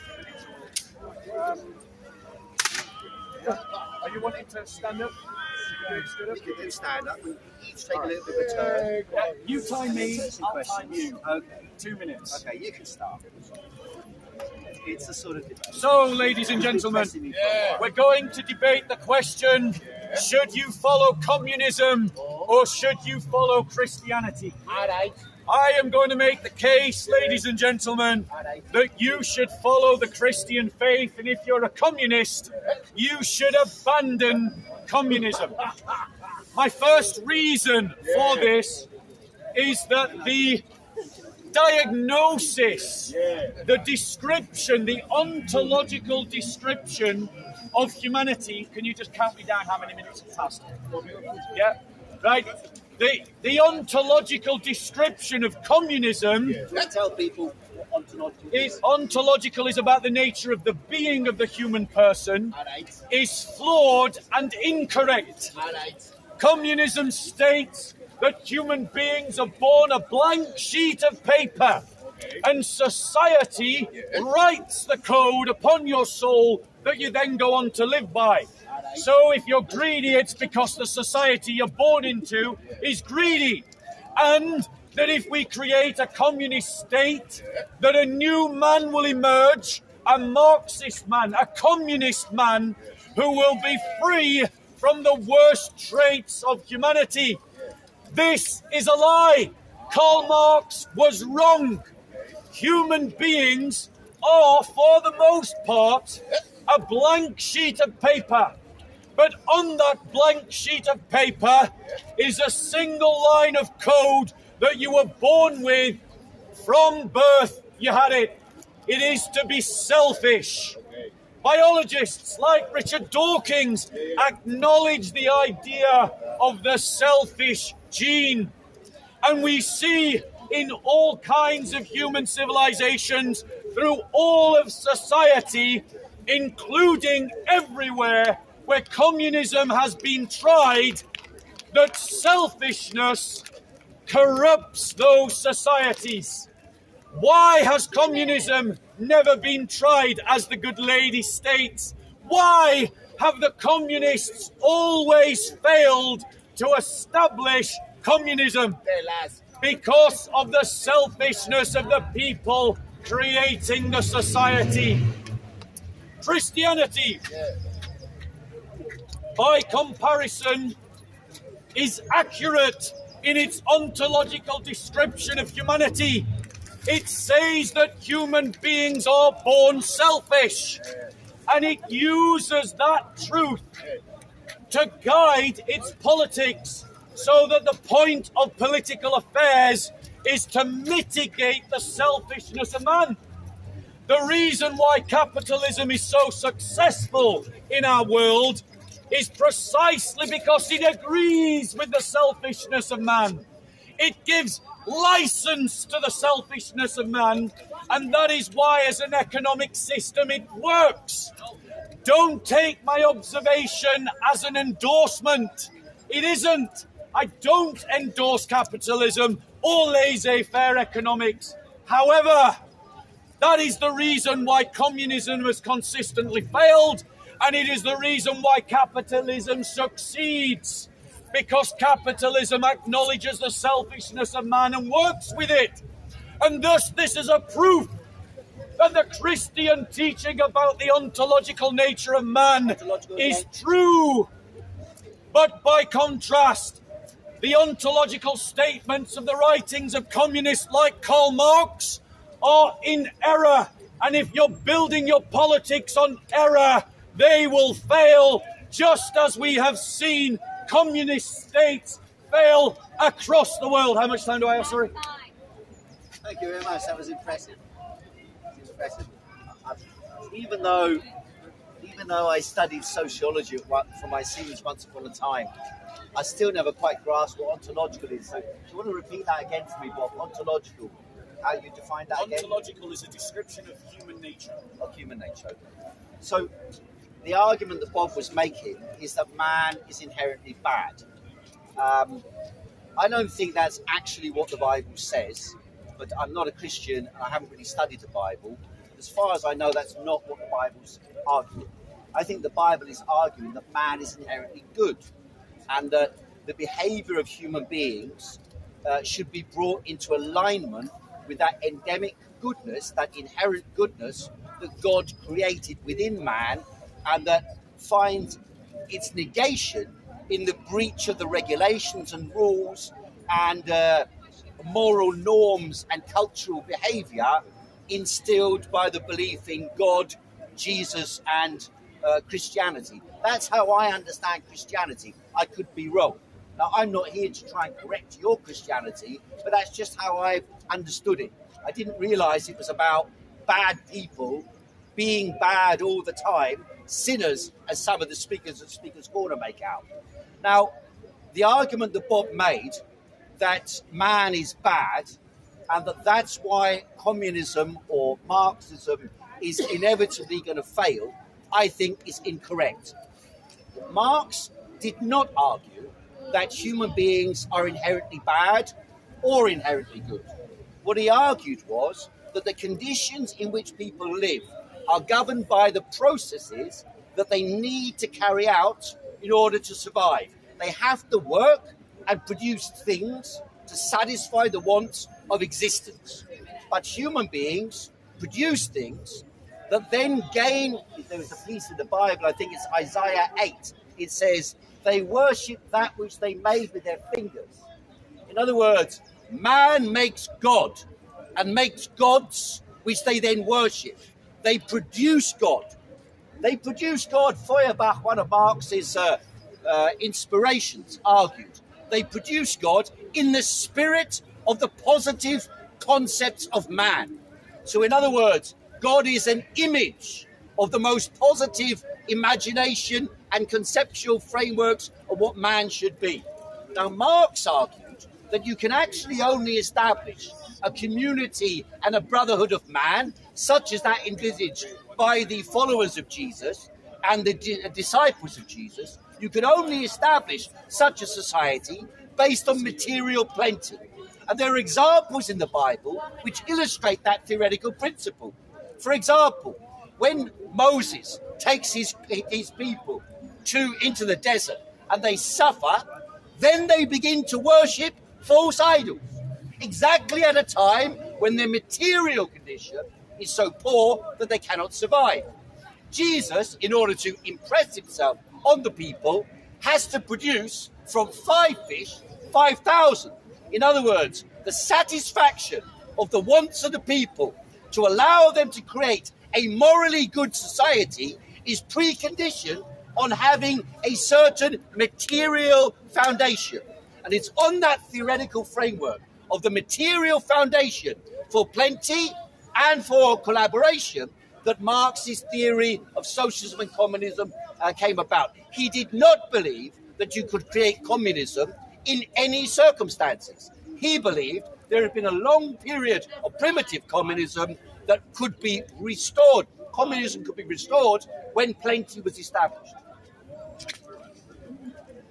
Get rid of those. So, ladies and gentlemen, the second critique as a Christian that I place against communism, on top of the ontological criticism, is the fact that it is based on a false sociology. Marx based his understanding of the process of the emergence of the communist state almost in fatalistic terms. And the reason why he did that is that he was using the Hegelian paradigm by the philosopher Hegel that spoke of the zeitgeist of the time in which society would progress from thesis to antithesis to the synthesis, and that this material process would inevitably lead to the rise of the communist state. That Hegelian thesis of the natural progress of the zeitgeist has been proven false countless times. It is not clearly evidenced in history that the progress of societies is always to go forward. There are countless examples when societies have gone backwards. Let me give you an example. The collapse of the Roman Empire in the 4th century led to a decrease in learning, led to what Enlightenment thinkers termed as the Dark Ages. In other words, the thesis upon which Marx builds his whole paradigm of the Hegelian progress of material economy is not always true and is sometimes false. In other words, if Hegel was wrong, Karl Marx was wrong, and Hegel was wrong. Ladies and gentlemen, the reality is that Marx does make observations that I agree with. Economy does affect your lives. It affects the decisions you make. It affects the decisions that are available to you. But the problem with the Marxist critique of capitalism is that it believes that freedom can come about if the worker has possession of the means of production, that this itself gives freedom. But Christ says no to this. Christ says that freedom is a faculty, ladies and gentlemen, of knowledge. That if you know the truth, it is the truth that shall set you free. In other words, ladies and gentlemen, even if the proletariat were to gain control of the means of production, if they were not in the truth of Christ, they would still be bound to their sin. They would still be bound to their fallenness. They would still be bound to corruption that so permeates the world. The reality is that you have two roads for freedom promised to you, one by Christ, one by Marx. Marx says that it is through the possession of the means of production. Christ says that it is in the knowledge of the truth. These two theses cannot be reconciled. These two theses are quite different, and they cannot both be correct. Therefore, if Christ is right, Marx is wrong. If Marx is right, Christ is wrong. And just to show you, ladies and gentlemen, I'll get it on my next go. 2-0 to Bob the Builder. 2-0. I haven't said anything yet. Can't be two without me saying anything. Oh, my time's going. George Frederick Wilhelm Hegel was referred to. Hegel was the official Prussian philosopher from 1815 to 1830. In his older years, he was a believer, and in fact, throughout his life, he was a believer in Christianity. What he did was he tried to work out the strange and mysterious ways that God moves the earth. He believed that God would move through human beings through a series of contradictory processes which were observable in the world, would move towards the idea of God being realized on earth. Now, there are people at Speaker's Corner who stand up as Christians and say, well, you must repent because in the afterlife, you're going to go through hell. You'll be tortured, murdered, burned, set on fire, and so on. There are a lot of people who think that's an appealing concept as to why you should adopt Christianity. Now, Hegel didn't believe that. Hegel believed that God was moving through man as a spirit to make human beings establish a superior type of human life on earth. It was again a reflection of the conflicts between the Catholic Church, which had ruled over Europe in an obscurantist and authoritarian fashion for centuries, between Charlemagne's time or even earlier, up until the 17th century, the French Revolution and the English Revolution. But a little bit earlier than this in Germany, Martin Luther adopted a new form of Christianity. You have to understand these processes of the development of Christianity, not in terms of a body of ideas, which was the problem with Hegel's concept. He believed it was simply the transformation of ideas, clashing and then advancing human behavior. So ideas make history rather than the real conditions of people. The consequence of that was there was a clash. When Martin Luther went to Rome and discovered that the Catholic Church was based on fraud and lies, pompous people in smart outfits, adorning themselves with ornaments and gold, and acquiring wealth at the expense of the masses, they were corrupt and should be overthrown. And therefore, when they found out that they were issuing indulgences, in other words, you could murder someone and get a piece of paper, a dispensation from God that will excuse you from your actual actions on earth, your material activity on earth. Martin Luther rejected this. And the Anabaptists, who believed that Christianity was no longer something you should worship in a church, it's not to be found in a church. They said that the relationship between man and God, in other words, basically man and their moral being, was about a direct relationship between the individual and God. And that's why they called themselves the Anabaptists, the born again. You were born when you're an adult to affirm your belief in a way of life.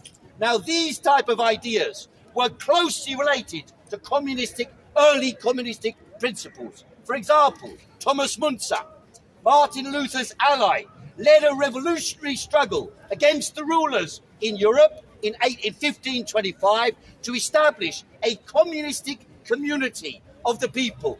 Many of the communities that established the United States, as we know it today, emerged from those type of communities. They do have a direct link to communistic principles.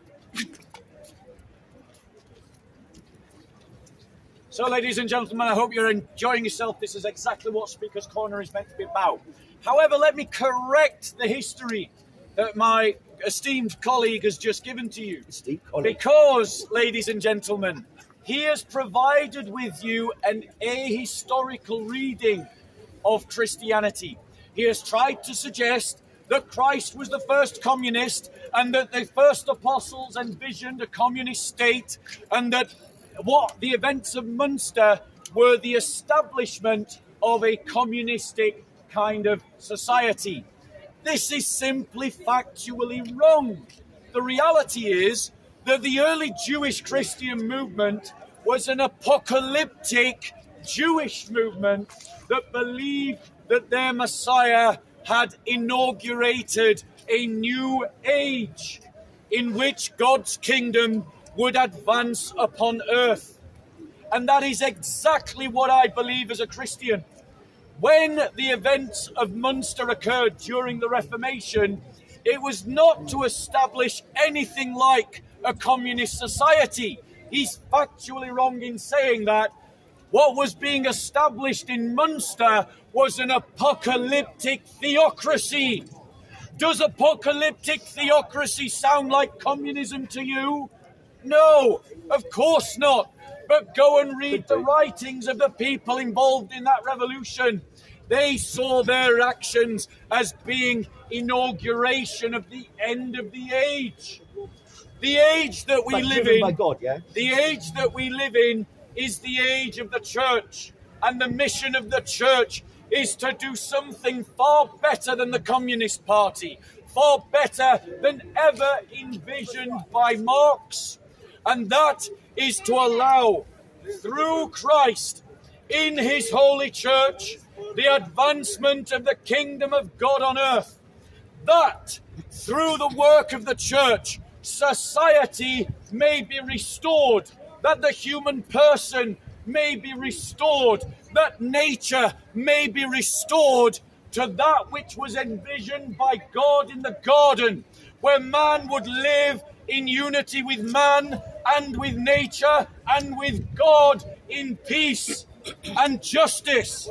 And this is exactly, ladies and gentlemen, what the church is about. And if you're a Christian, if you're a Christian, don't feed the troll with energy. If you're a Christian, ladies and gentlemen, I want to say to you that you have a vision and a mission that is greater than the one laid out by Marx in the Communist Manifesto. The Communist Manifesto is an ideology built on envy and bitterness at the success of some over others. And out of that bitterness and envy is the desire for violence. Christians are concerned every bit as much as communists with justice. And we have pursued justice for 2,000 years.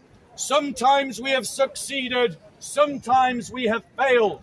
Sometimes we have been let down by those who claim the name Christ, but know nothing of his teachings.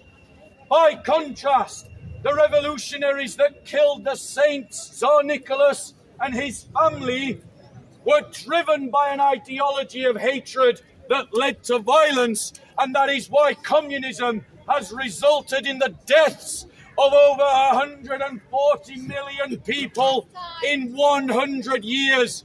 One of the most bloodiest ideologies in history.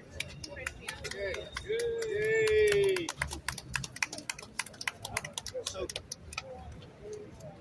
the reason why I'm taking up the issues that are specifically raised is because Marxism is about a method of understanding the history of the world based on the material conditions that people live in. And so, for example, the image that Bob presents of Jesus Christ, I don't think is accurate. Jesus Christ, don't forget, lived under a society in which the Jewish people and the Christian people were enslaved. And people who are enslaved generally dislike their enslavement. Not always, but generally dislike their enslavement. And so there are interpretations which I think are correct as to what Jesus was up to, which contradict the type of argument that is being presented and contradict the general view of what Jesus is in the Christian ideology or Christian faith.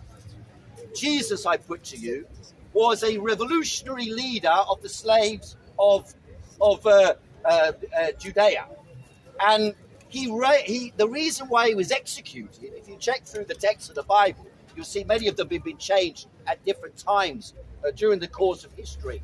Particularly under the Romans, they changed them. When the Romans adopted Christianity, they removed part of what Jesus was supposed to have said.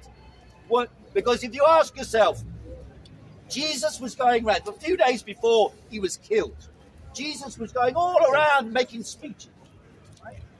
And then when, what's his name, the traitor? Judas. When Judas goes to report where Jesus is, that's supposedly what he gets paid for, right? Yes, he gets paid for revealing where Jesus is. But Jesus is going and speaking in public like I am at Speaker's Corner. Everybody knew where Jesus was. He wasn't betraying where Jesus was. On the contrary, what happened at the Last Supper indicates that Jesus was plotting an armed insurrection against Roman rule, against the rule of the slave owners. So what he said at the Last Supper was, I quote you, you can tell me the exact quotation, but you know what I mean. He says, if you have a mantle, a coat, sell it and get a sword. If you have some other thing, sell it and get a shield. And then he leads his forces up onto a hill or something like that. They meet the Romans, and I think it's Simon, if I'm right, pulls out his sword and smites off the ear of a Roman soldier. In other words, a direct clash organized by Jesus to organize an insurrection against the oppression of the oppressed, against the slave people. But under the Roman rule, when Romans adopted the belief of Christianity, after all, before that they used to feed them to the lions, right, in circuses. When they adopted Christianity, they needed to make it a passive and reformist religion. And so they changed the wording, they changed the emphasis, and they made the story into something where Jesus was some kind of pacifist, where he says, do not hurt the other person, do not harm the other person. 2 or 3 words after he's told people to get a sword and overthrow Roman rule. In other words, Jesus was, in my interpretation, a revolutionary fighter for the freedom of the people against the slave ownership of Roman rule. And he's a model in that sense for revolutionary struggle right since that time, like the Spartacus rebellion as well, a slave rebellion against the rule of the Greek slave owners. So, ladies and gentlemen, you've all heard the statement, Christ is a revolutionary. He wanted to lead a revolution against the Romans. And he quoted a passage from Luke. Let me actually read to you that passage in Luke. And he said to them, when I sent you out without money belt and bag and sandals, you did not lack for anything, did you? They said, no, nothing. And he said to them, but now whoever has a money belt is to take it along, likewise also a bag, and whoever has no sword is to sell his coat and buy one. For I tell you, this which is written must be fulfilled of me.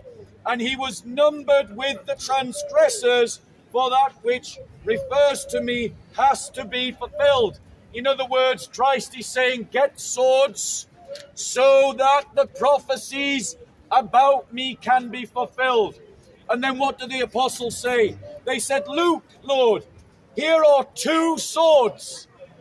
Is it conceivable to any of you that with 2 swords Jesus planned to overthrow the Roman Empire? Maybe there were more. That's what he was trying to suggest, and yet that's what the text shows. It is utter nonsense to the facts. I know he's triggered, and that's why he's interrupting. I'm not talking about the literal. Ladies and gentlemen, furthermore, this shows that Christ was not a pacifist. Christ went into the temple in John chapter 2, and he cleansed the temple, having made a whip of scourges, and he used that whip on man and beast.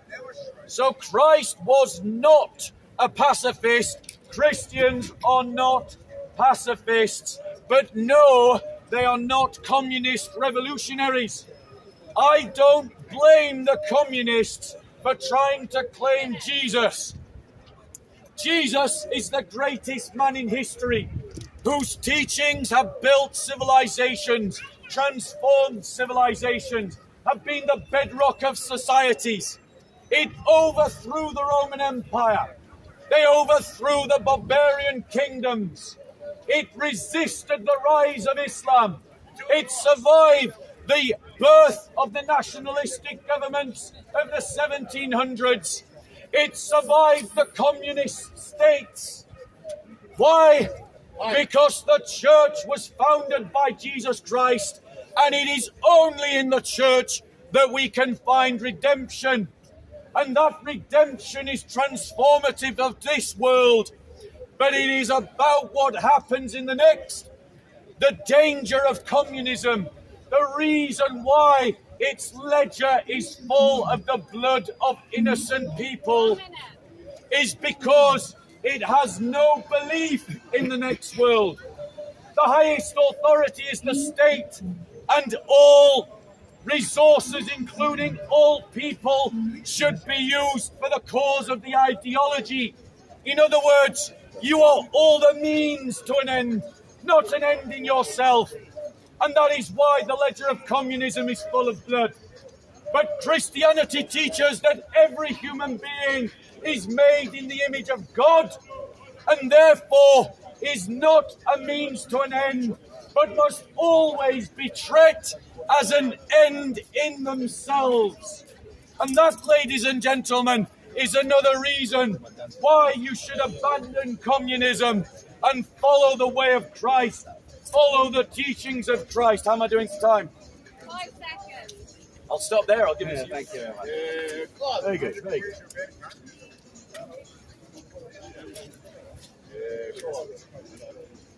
So, as far as I understand it, there's no real evidence that Jesus ever existed.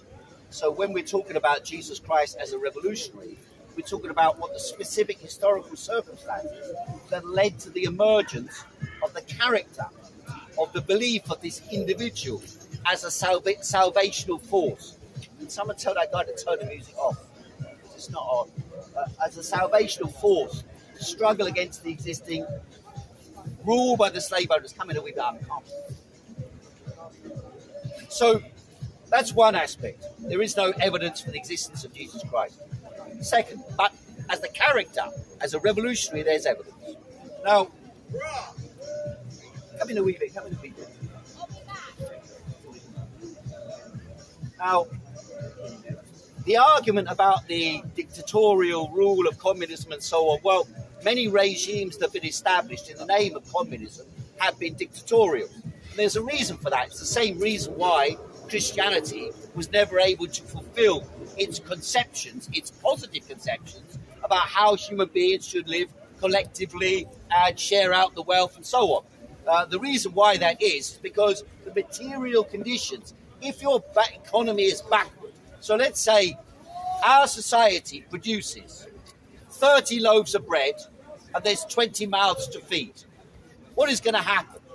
It means unless we produce 30 loaves of bread, some people are going to grab the loaves of bread that they require more than other people, and other people will go without.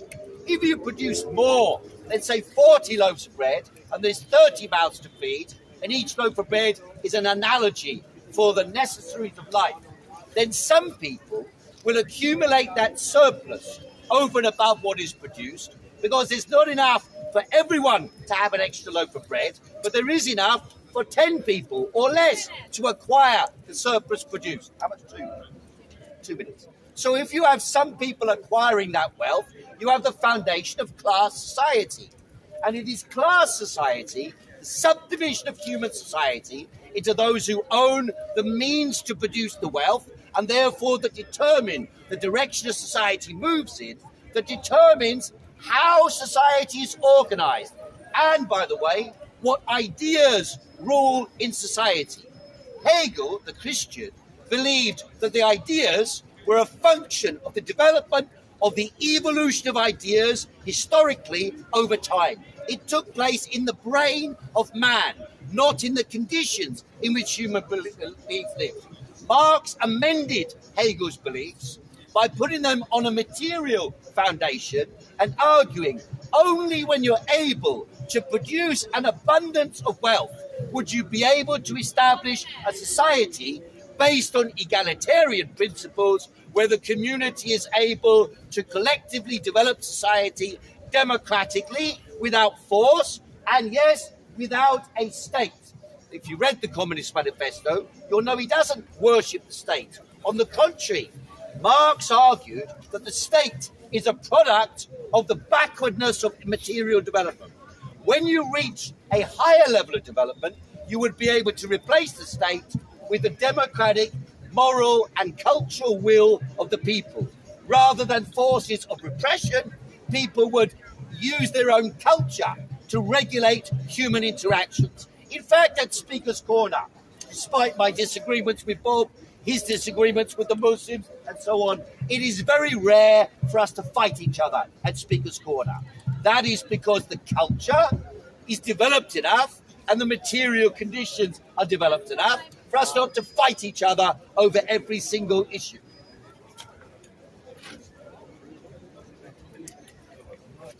So, ladies and gentlemen, you all heard him claim that there's no evidence that Jesus Christ ever existed. Put your hand up if you heard him say that. You did. You did hear him say that. However, he doesn't know the history. I'm just going to read from Tacitus. What time was that? What date was Nero was right. Tacitus was writing in the 30 first century. Nero fastened the guilt on a First class century. hated by their 100 years abominations called afterwards. Christians by How many? the populace. 30. Now notice the brother is triggered and he's shouting No, at I'm me, cross-questioning wasting you. my time.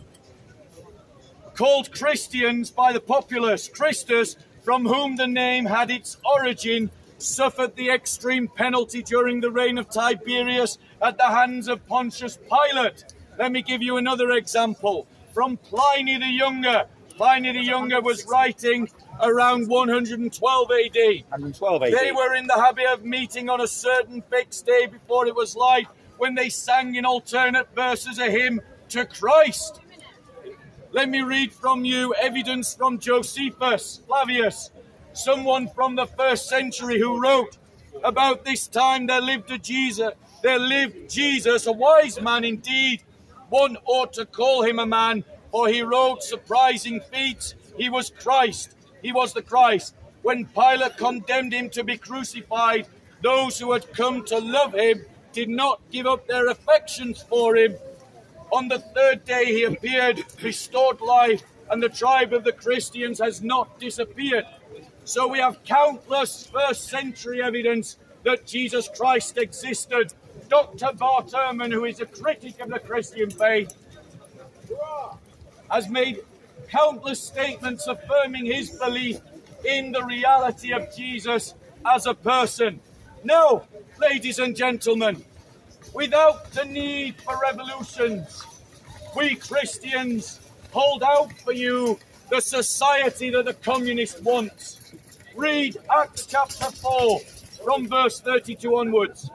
And the congregation of those who believed were of one heart and soul, and not one of them claimed anything belonging to him was his own, but all things were in common, property to them. And with great power the apostles were giving testimony to the resurrection of the Lord Jesus, and abundant grace was upon them all.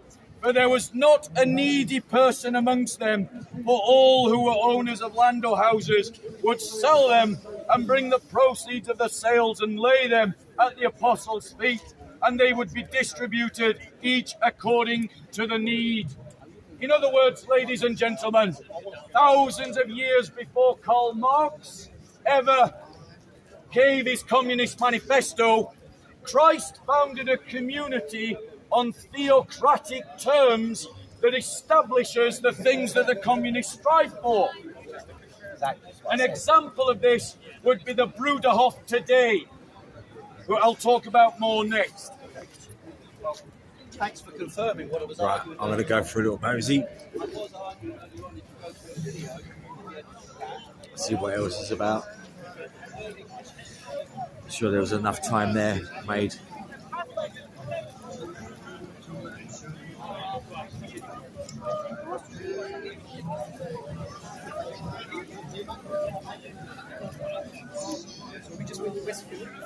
Don't want to have music in the background.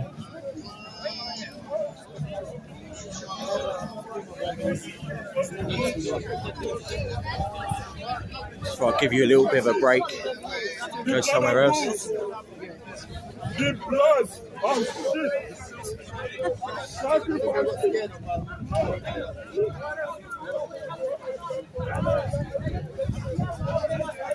But that's a viewpoint, as you can see, viewpoints of the individual, their position and what they believe in. Down to you as your own vision to know what is right and wrong or justification.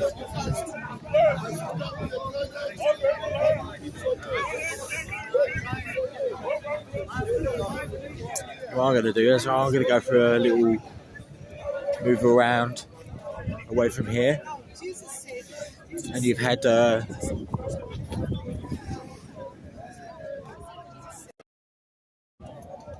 good run of what's been going on here on Speaker's Corner. I'm going to start wrapping up now, and the next lot of videos will probably sort of be the UGI Urban Garden Initiative, in which I've got a few projects that I'll be showing you, so that you can probably maybe make your own things, really. So that's me done for today here in Speaker's Corner in Hyde Park, and do the old usual if you can, and I'll give you something a little bit more less taxing for the brain, something more entertaining and purposeful. So without further ado, I will see you later. Thank you for joining. Oh yeah, don't forget, subscribe if you can. Subscribe, like, get those bells running so that I can get some more views. And I'll probably sort of like set up Odyssey and get Rumble up and running, just in case I start getting censored for anything that I'm putting across. So yeah, like, subscribe, and do